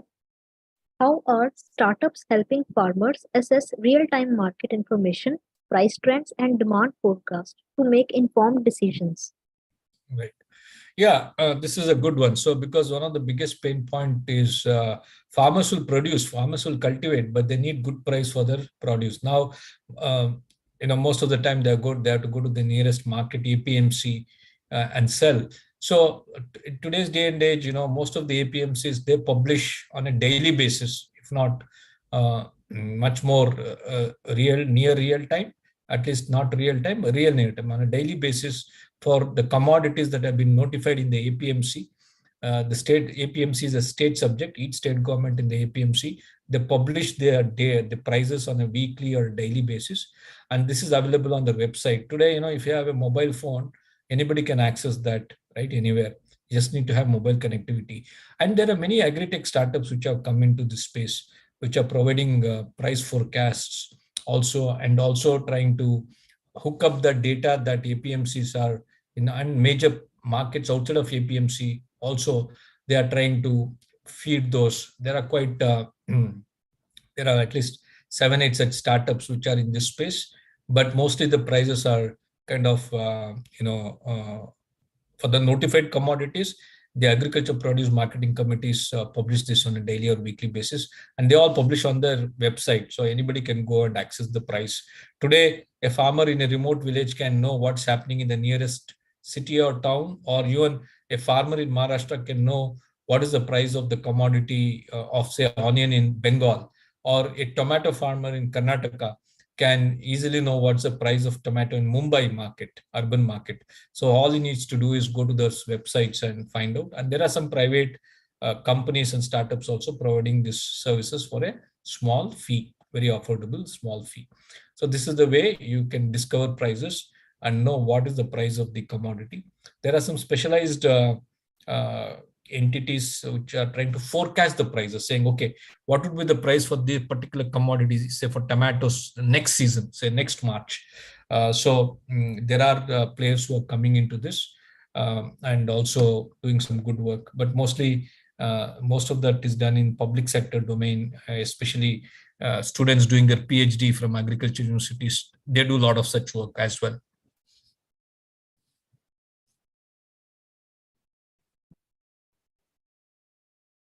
Thank you so much, sir, for your responses.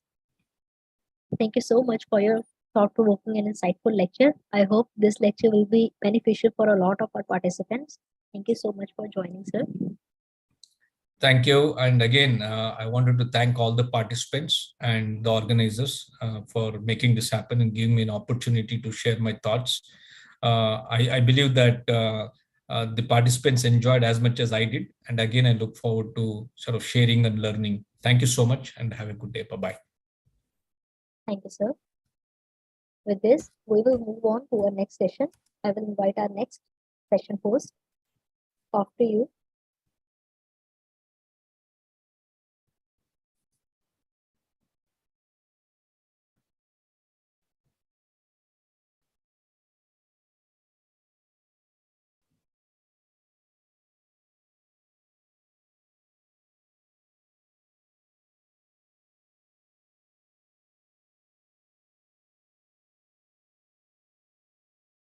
Thank you, ma'am. A very good evening to everyone present here. So proceeding to the next session, I would like to welcome Mr. Nilabdi Samantraya, sir, Vice President Data Science and Artificial Intelligence, CSM Tech. Before inviting sir to deliver his lecture, let me briefly introduce him to our participants. Sir is an IIM Bangalore alumnus and has 20+ experience of leadership in big data analytics, data science, AI, ML, cloud, RPA, blockchain, IoT, AR, VR, geospatial, and other emerging technologies. He has delivered client engagement projects and programs for key industries like telecommunication, media and AMP, entertainment, energy and AMP, utility, government, public, manufacturing, life sciences, insurance, healthcare, and mining, among others. Sir is currently the head of data science and emerging technologies at CSM Tech. And prior to this, he was a practice area leader at IBM for business analytics strategy. Earlier, he was a technology assembly center leader in IBM Global Delivery for business analytics and optimization, managing a team of 1,800 plus FTE members in the TAC division across GBS Global Delivery Centers of IBM. He also worked with Mahindra Satyam and HP Agilent prior to IBM. Sir, I welcome you to deliver your lecture. Thanks, Ruchika. Thanks for the introduction. Good evening, everyone. I think it was a pretty good introduction, Ruchika. And just to add that AMP is not AMP, it is actually AND. So it's like big data analytics and AI. So AND could have changed into AMP. That's what normally happens whenever there is a copy paste happens somewhere. Okay. All right. Good evening, everyone. I would share my slides to let me know if you're able to see my slides yet.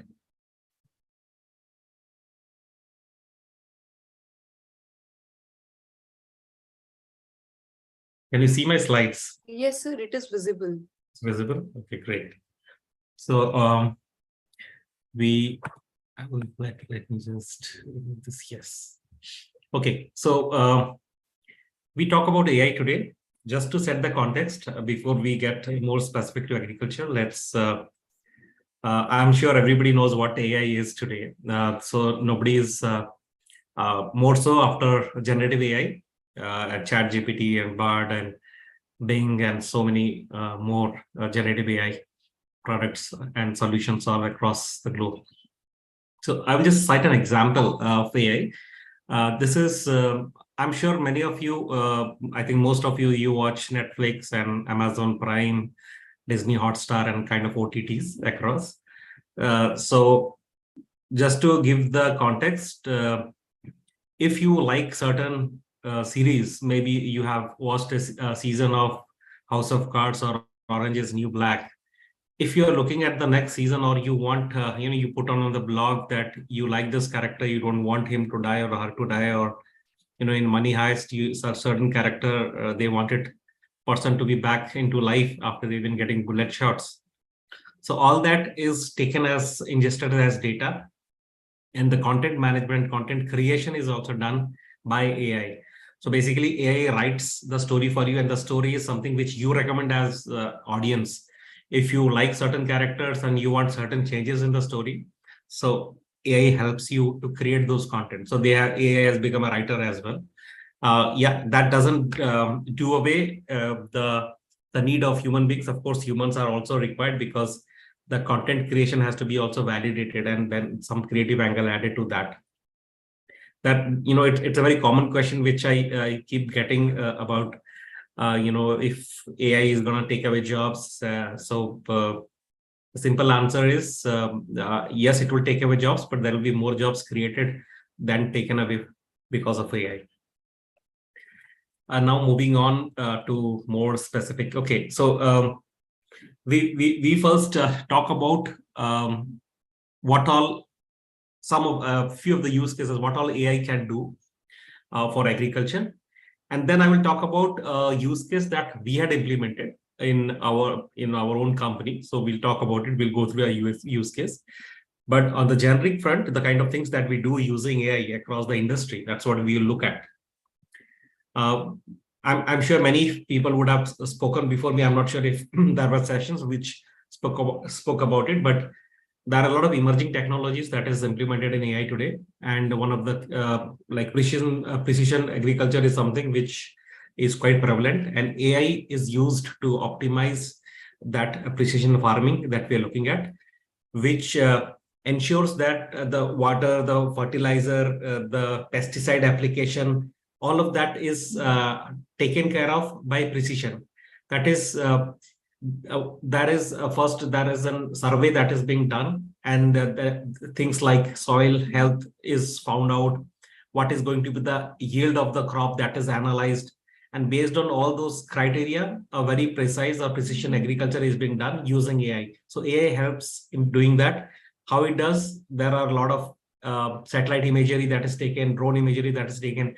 Then image processing is done. A lot of sensors are fitted. The sensors throw away data. That data is consumed and processed in the ML algorithm, machine learning algorithms. And that is how you do, as benefits of precision agriculture that is being implemented using AI. The other thing which is where AI also has an intervention is plant disease detection. So these are the kind of, that could be a fungal disease or a viral disease or a bacterial disease. So some of the names are there on the left-hand side. If you look at the image, scab, blight, rust, crotch, mites. Similarly for the, for the bacterial, there is a bacterial spot and stuff like that. So what AI does is, AI can diagnose the plant disease by analyzing the image processing happens. So there is an AI camera, you take the images, you process the image, and based on the image itself, you can figure out that what kind of disease the plant has. And then on the right-hand side, it is actually analyzing it, taking the image, analyzing it. And it's not just restricted to plants. For that matter, even human beings today, looking at the retina of a human being, it can find out if a person has a diabetes. And that is pretty much in practice in some of the places around the globe. So the image tells, based on your contraction and your color of the retina and a lot of other things, it can tell if somebody has any disease or if there is something to do with the liver or stuff like that. So there's a lot of advances that is done in using AI.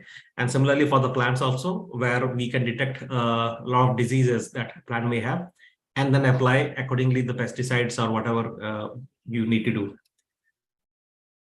The other, of course, we spoke about image recognition, which enables us to find out if there is some corrective action that is taken, like pesticides or fertilizers. And as it is shown on the left-hand side figure, and then there is robotics and automation. So for some specific crops, which needs a lot of, they are focused crop where you need to do some crop monitoring. That can be done even for those which are not non-focused, but generally for crop monitoring where there is scope of damage if certain action is not taken quickly, those crops need to be done by using different automation tools, sensors, and robotic technology to not only identify what is the problem, but also to rectify it within the time frame. Plant breeding and genetics, I think those who have been into the plant genetics, they would know. There is a lot of permutation and combination that has to be done in different genetic data sets in order to identify what will be the traits which will ensure that a particular plant is high yielding, at the same time disease free. So those permutation combinations can be, there are millions of combinations. Machine learning algorithms can be written on that, and the system can process it for you for coming out with the best breeding programs, that what is going to be the best breed that you will come out based on the plant breeding and genetics. This is again one AI area. Then there is supply chain optimization or supply chain management that we are talking about. So in case of supply chain management, basically in all the post your agriculture products, like there is food supply and there are mills, mandis, there is a transportation involved there. So in order to analyze what are the market trends, track inventory, and ensure that the godams and the mills and everything is in place. So you can have a AI, ML, or artificial intelligence and machine learning algorithms in place, which will drive the analytics and find out that wherever the supply chain is seamless and there are no bottlenecks. If there are bottlenecks, it will also make a recommendation that this is what you need to do. That particular mill is where the maximum time it takes to pass it from there to the next destination. So there is something wrong there. So those kind of insights and trends can also be uncovered using AI/ML. Like if there is a fair shop price and there is every day at 6 a.m. mostly you see that a lot of or 4 a.m. or midnight there is some transactions happening. So if there is something funny happening, that also can be uncovered looking at the trends and different aspects. Then there is smart irrigation and water management. Of course, I think the name says it. We don't want to waste the water. We want the optimized crop cultivation. And in order to do that, we can always set sensors for timing of water, what time the water should be sprayed, what time it should not be over, irrigated or under irrigated. So we can have, based on the weather forecast, if the rain is supposed to happen, then no point in, pouring more water. So all those analysis and self-controlled automated irrigation can be done using all of that using AI. Crop yield prediction, yes, you can. So basically what you do is you have many source systems from which you get data, like the weather data, the chemical data, what are the pesticides kind of, or the yield data of the historically, those data. You extract them, ETL, extraction, transformation, and loading into a target data warehouse. From that data warehouse, you write ML algorithms, and then you have a prediction system, and you can tell how much of yield will happen.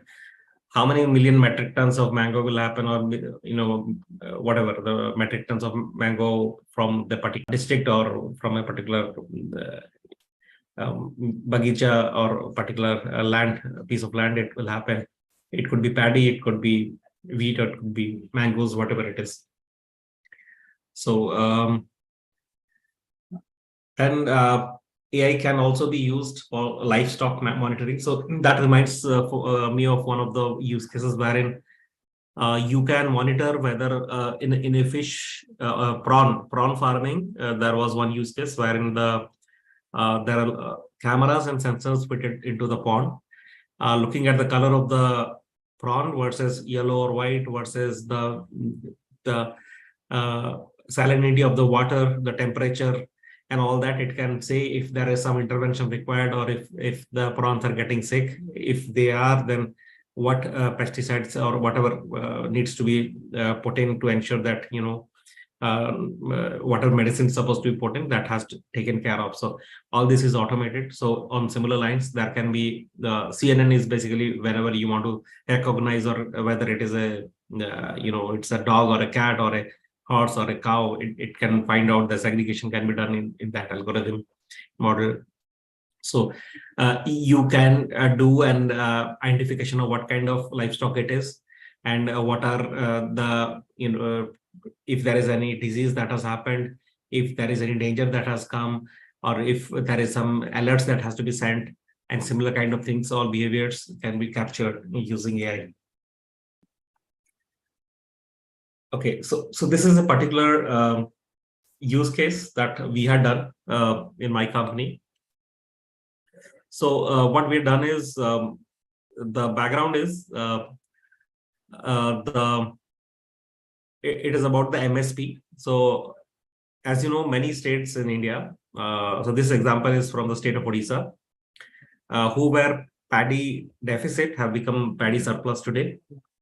And basically the MSP price is, the government guarantees that whatever is the market price, the government will give you, more than the market price. They will buy the paddy from you. Paddy is just one of the subsidized, you can say crop. It can be others also, but we're talking about paddy. So as an example, it's not the exact number, but just citing an example. If the market price of paddy, say, is 100, then government will buy it in, say, 130 or 140. So it is 40 higher than the market price. Those farmers who are eligible, based on the eligibility criteria, who have their farmland, they are either the sharecropper or they're the owners, whatever the farmers, they are doing farming. They have to declare, this is my land and this is my produce, I want to sell it to the government. And they can sell it to the government, and government will pay them in there as per the MSP price.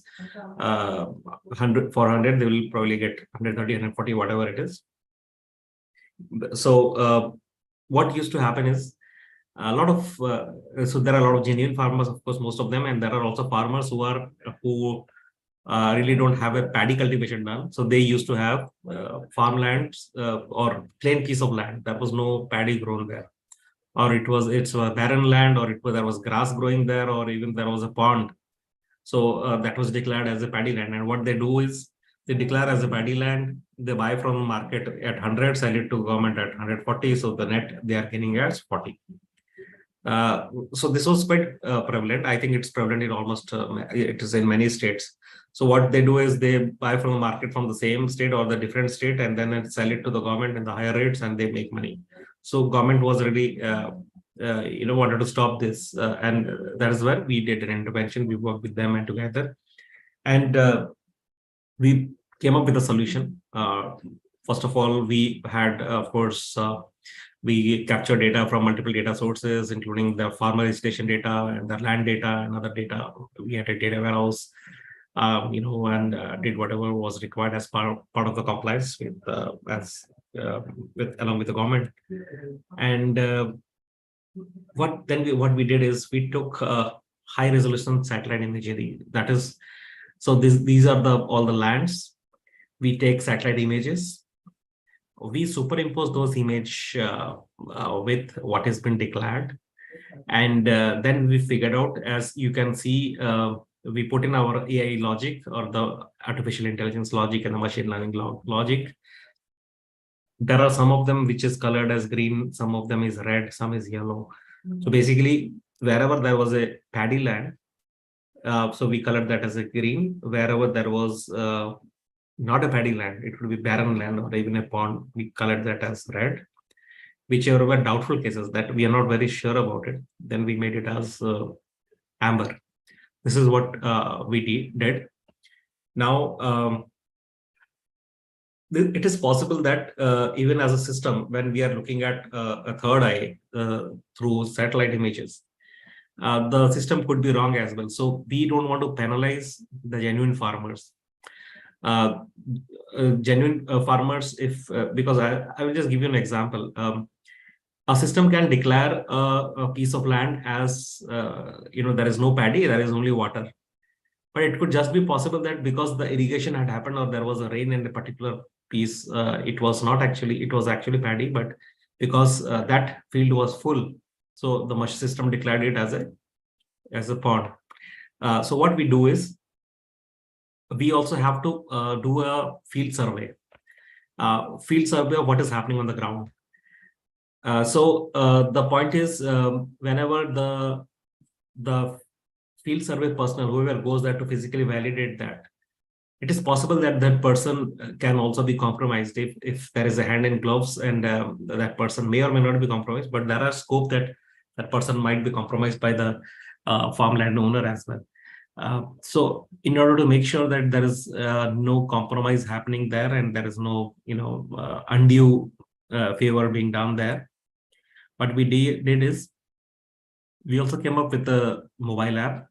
Basically, this is the mobile app, which on the right hand side you can see. This is basically whenever you go to that particular paddy land, in the geofence within 1 meter of that land, then the latitude, longitude, and timestamp, it will enable the mobile app. Till you go inside 1 meter, it will not be enabled. So it will be in a disabled state. So as soon as you enter that push, then it will become enabled. That is when the assistant registrar or whoever the RI person is doing the verification, that person has to click a photograph, and there is also a video option. But this photograph is also high resolution, which can also find out which kind of plant it is. So the image and the video is taken in real time.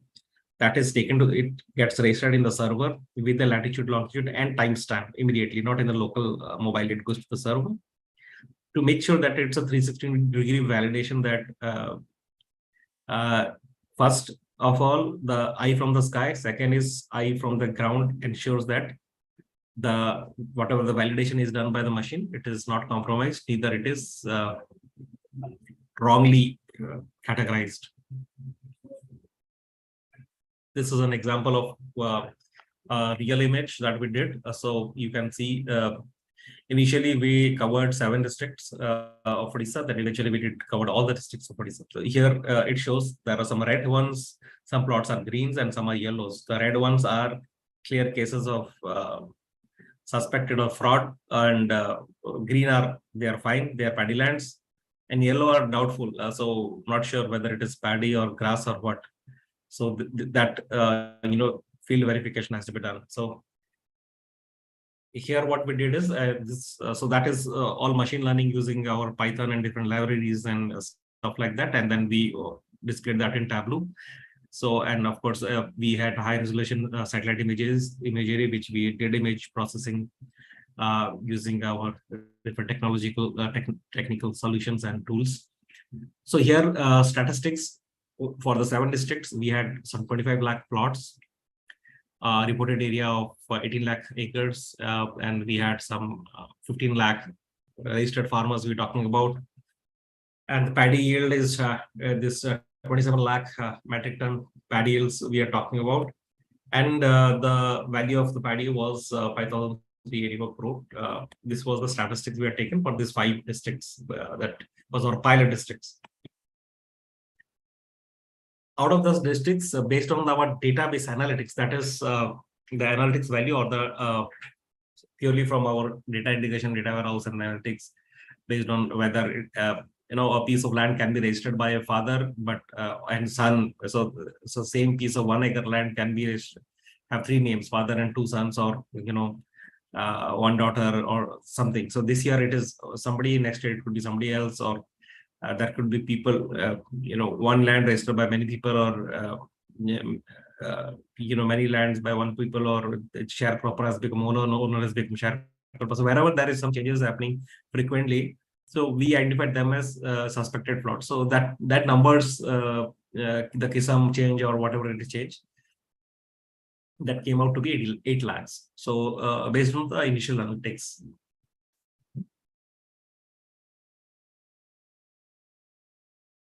Then after we did the initial analytics, we did the image processing or the satellite imagery, and that suspected plots reduced to 1 lakh. So now out of 25 lakhs, 1 lakhs are the people who or the plots which we suspect. We further did a field result. We looked at a field result, and that field result showed us there was misrepresentation of plots for 83,000. So out of 1 lakh satellite imagery, 83,000 were actually misreported.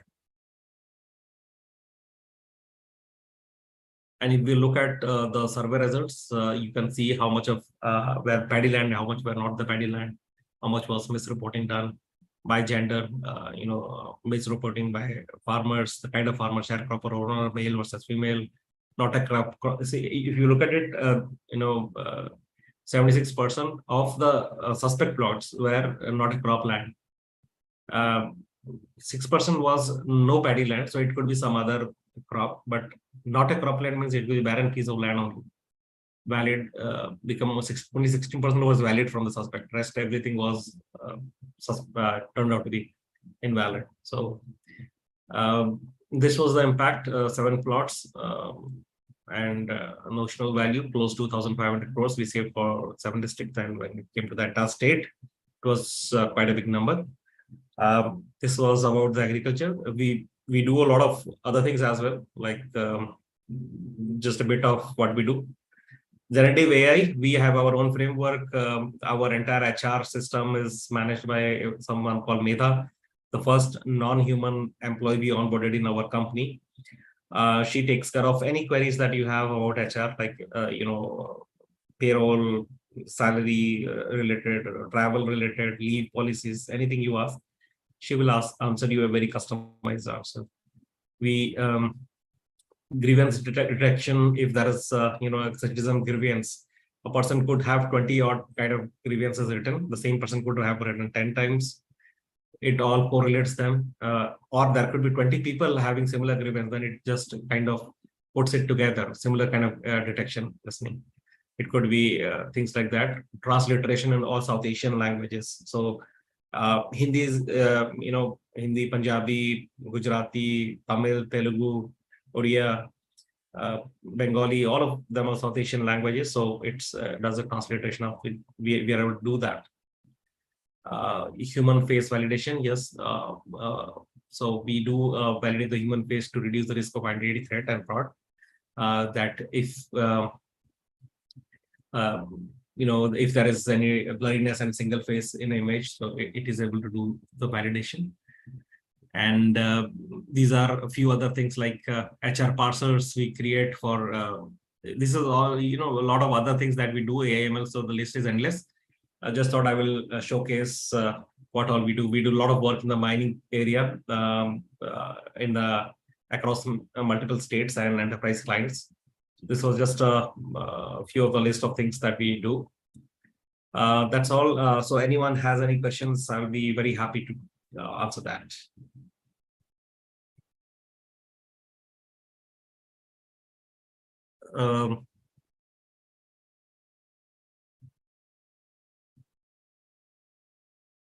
Thank you, sir, for this insightful session.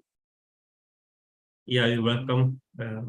Anyone? Sir, currently this is a trending topic, and to know more about it is our privilege through this training. Okay. All right. So there will be no Q&A. That's good. So thanks, Ruchika. And this chat box is open for the questions. If participants are having some questions, they'll ask.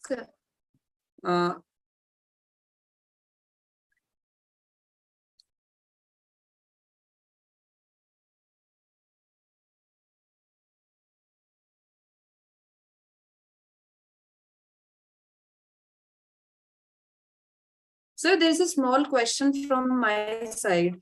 Since this AI and remote sensing is trending a lot, can this be feasible for researchers also to practice this in their experiment if they are going to take it in their master's or PhD research project? The utility of this remote sensing and AI. Absolutely. Why not? In fact, there are two areas or two industries where there is a maximum implementation of AI. One is healthcare and the other one is agriculture, agri-tech, food. So I think, yes, absolutely, this is an area where if you want to do further research, R&D, that is a fantastic thing. You should do that. Sir, but there is a issue that we are facing with remote sensing, that if the plot size is not adequate, we cannot use remote sensing to perform our operations. For example, if in agronomy, if we want to study a weed seed bank also, then the plot size should be adequate to map that on the remote sensing maps. So what's the question? Sir, question is how can we expand this to smaller areas also? Okay, so there are different ways of factors that affect the minimum plot size. So it's a special resolution of the data, type of features that you want to map, the desired accuracy of the map. So this this is a topic by itself. I think that it has to be discussed and then analyzed more. Then it cannot be a quick answer of so the particular use case has to be studied and find out if to answer that question, that if the plot size is too small, then the features interest may be obscured or mixed together, which will make it difficult to map them accurately. In some cases, it may be necessary to collect data at a higher spatial resolution or use a different method of mapping, such as different kind of ground surveys and stuff like that. So just to give a brief on that. So next question is, in what ways does AI-driven data analysis assist farmers in making informed decisions about crop health, irrigation, and pest management? So in case of farmers, it is the media or the forum from which they can get the inputs. So in case for the pest management or the fertilizer or any other beneficiary, there are a lot of citizen-centric, there are chatbots available, and now even voice bots are there. So those chatbots today with the generative AI also, there is the APIs that is being leveraged of the OpenAI and other available models. So they want to, if they want to understand that in their language, they can write in the chatbot, whichever language it is, And it depends on which state you are of, because that state would have enabled one of the chatbot facility. If you have, you can get a very customized answer that this is the problem with my plantation or problem with my crop. What is the pesticide that has to be used and all? So they can get those details. If you have a query related to what are the schemes available for particular, pesticide related schemes that the state government is providing or the central government, that also can be made available. So these are the kind of things which farmers will benefit. It's like, every state in India and union territory, they have different schemes based on which part of the country you are in. There are some schemes from the central government and there are some from the state government. So the farmer can benefit from the central government schemes also and the state government schemes also. But the eligibility is one of the things, and the domicile, which state a person is from, that also depends on that to get that benefits. So next question is, are there any regulatory or ethical considerations surrounding the use of AI and remote sensing in agriculture that need to be addressed? So there is ethical consideration. Yes, it is how you program your AI. So it can be programmed for good and as well as for bad. So primarily, one of the key factors are whenever you're programming something like, for example, AI for genetics, plant genetics. So there could be some side effects also. So it has to be, there are some rules, regulations, and some laws around it. So ethical consideration has to be taken whenever AI is being used for, any kind of implementation in the, plant generation or breed, new plant breeds we are talking about, and that has to be taken into consideration.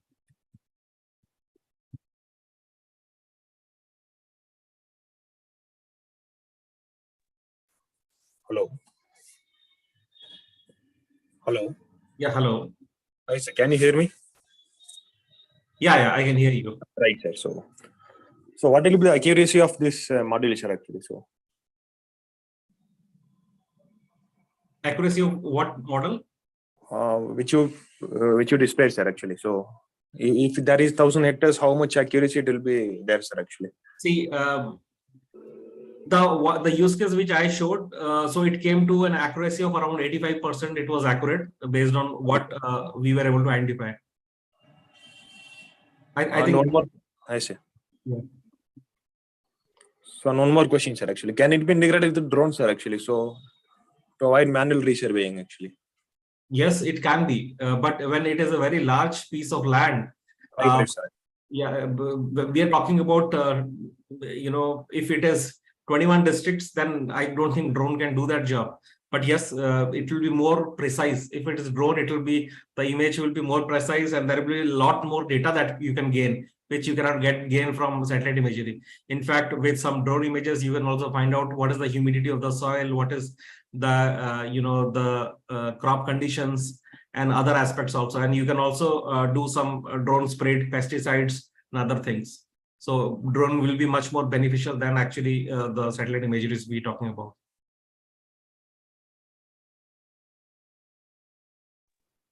Mukesh Kumar, can you ask your question? Hello. Yes, sir, I am audible. Yeah, Mukesh, you're audible. Tell me. Sir, what about AI in forest fire and flood in management in nowadays in metro cities and foresting for wildlife sanctuaries and mountains that like maybe possible, sir? So Mukesh, very good question. See, AI can be applicable in every sector, every industry, every place. There is not a single domain today where AI cannot be applied. It is how much you want to take benefit of the technology. The technology can enable everything for you, but you have to take the benefit out of it. Say, for example, if there is a fire, okay, the forest fire you were talking about. See, Yes, sir. there are even Western countries where there are fire and people are not able to help. For example, the best example is today, if we are talking about, it was in news in US, right? Hawaii Island, right? Yes, sir. No. Right. So because it's a developed country and doesn't necessarily means that all technology intervention would have been done properly. Okay, but what technology can do really is in case of forest, what you need is you have to put some sensors. Sensors are not very expensive, so you have to put certain sensors in different parts of the forest, because you want to make sure that the forest, if there is a fire which takes place in one part of the forest, it will take some time before it reaches the other part of the forest. So the sensor itself will first alert that that the fire has come, so that the necessary communication can be provided through different media, whether it is a television or it is mobile phone, SMS, so that all the people, human beings, whoever are nearby, they can do the evacuation on time. That is one thing. That is, sensors will be able to detect whether there is a fire, there is a smoke, there is a humidity issue, there is some natural disaster or catastrophe happening. Okay, that is one part. The other part is that the forest fire, it's when there is a dense forest, if some segregation is done between different patches of it. So it's like only when the trees are very close to each other, they will continue to go from one tree to the other. And if there is a logical segregation done in after a certain, because in India we don't have such, we do have, but the kind of forest which is there in California, or which is there in which was near Honolulu, which happened. So if you have proper segregation of some forest with some artificial means, then that could limit the spread of the fire. And all of that can be done with technology interventions, as I said, starting with the sensors that could help to take proper action on time. So, and just to answer Mukesh. In summer season, in also our India, much more fire in forest. So the cases of Yes, that is correct, Mukesh. However, the forest fire in India, it can also be on similar lines. If there are, if there are fire that is spreading in a very large forest, so such interventions can be done. If there are also a lot of human beings around who need to be taken care of. If it's forest of smaller patches here and there, then maybe doing a lot of sensor intervention could be expensive. But for large forests like designated national forest and places like that, technical intervention should be done. You should have AI cameras, you should have sensors to save lives.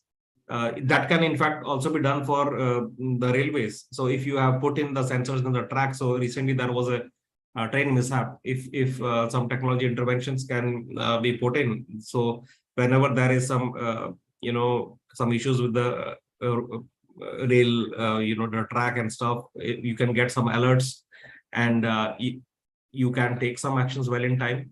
There are few accidents which of course are unfortunate, which you cannot avoid. However, there are certain which with the science and technology advancement, we can take care of those. So that we can take care of. Yeah. Hansika, you can ask your question. Yes, sir. Evening, sir. Am I audible? Yeah, Hansika, you're audible. Okay, sir. Sir, talking about the agriculture sector, so AI, as it is being popularized by the government as well. So I would like to ask you, sir, talking about the small and marginal farmers, what is your take on how can you just popularize among them, because they are still very unknown to the popularization of AI and they need it the most in agriculture. AI can be very useful as through apps also, because they are much cost effective, so they can use it well. So how would we bring that transition phase? So Hansika, to answer that, if we look, see, today the success of India UPI, okay, it is an example to the world.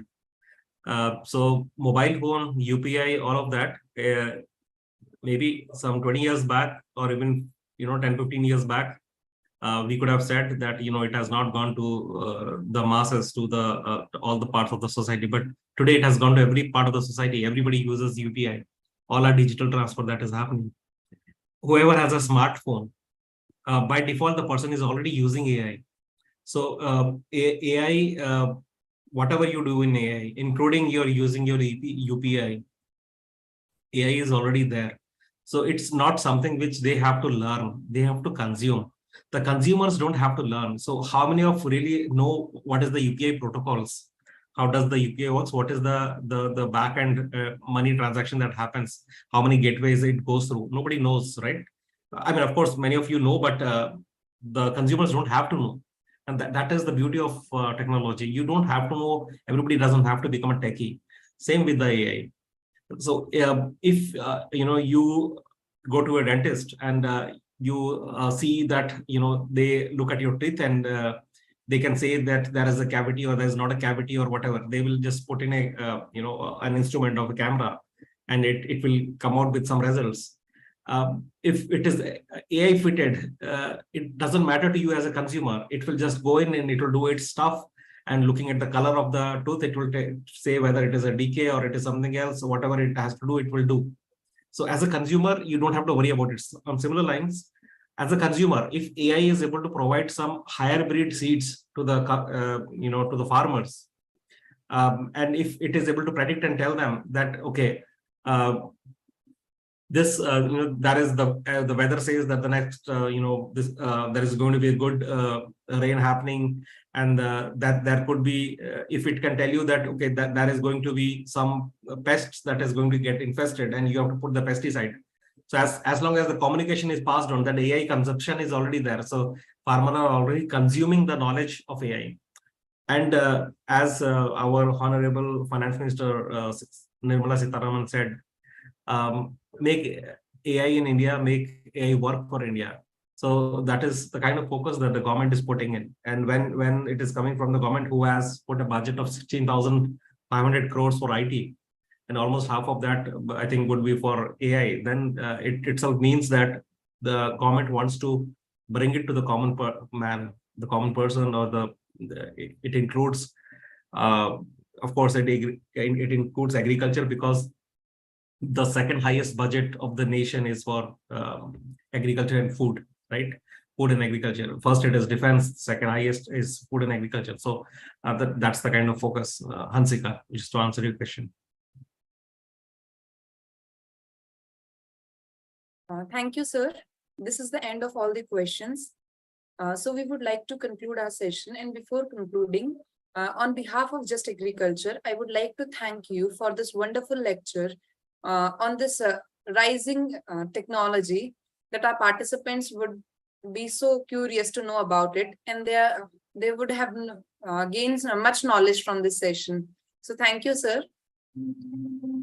Thank you, Ruchika. Thank you, everyone, for attending the session. Thank you. And for all the participants, this is the end of today's day.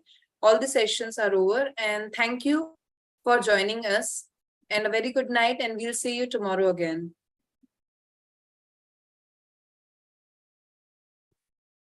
Thanks, and bye all.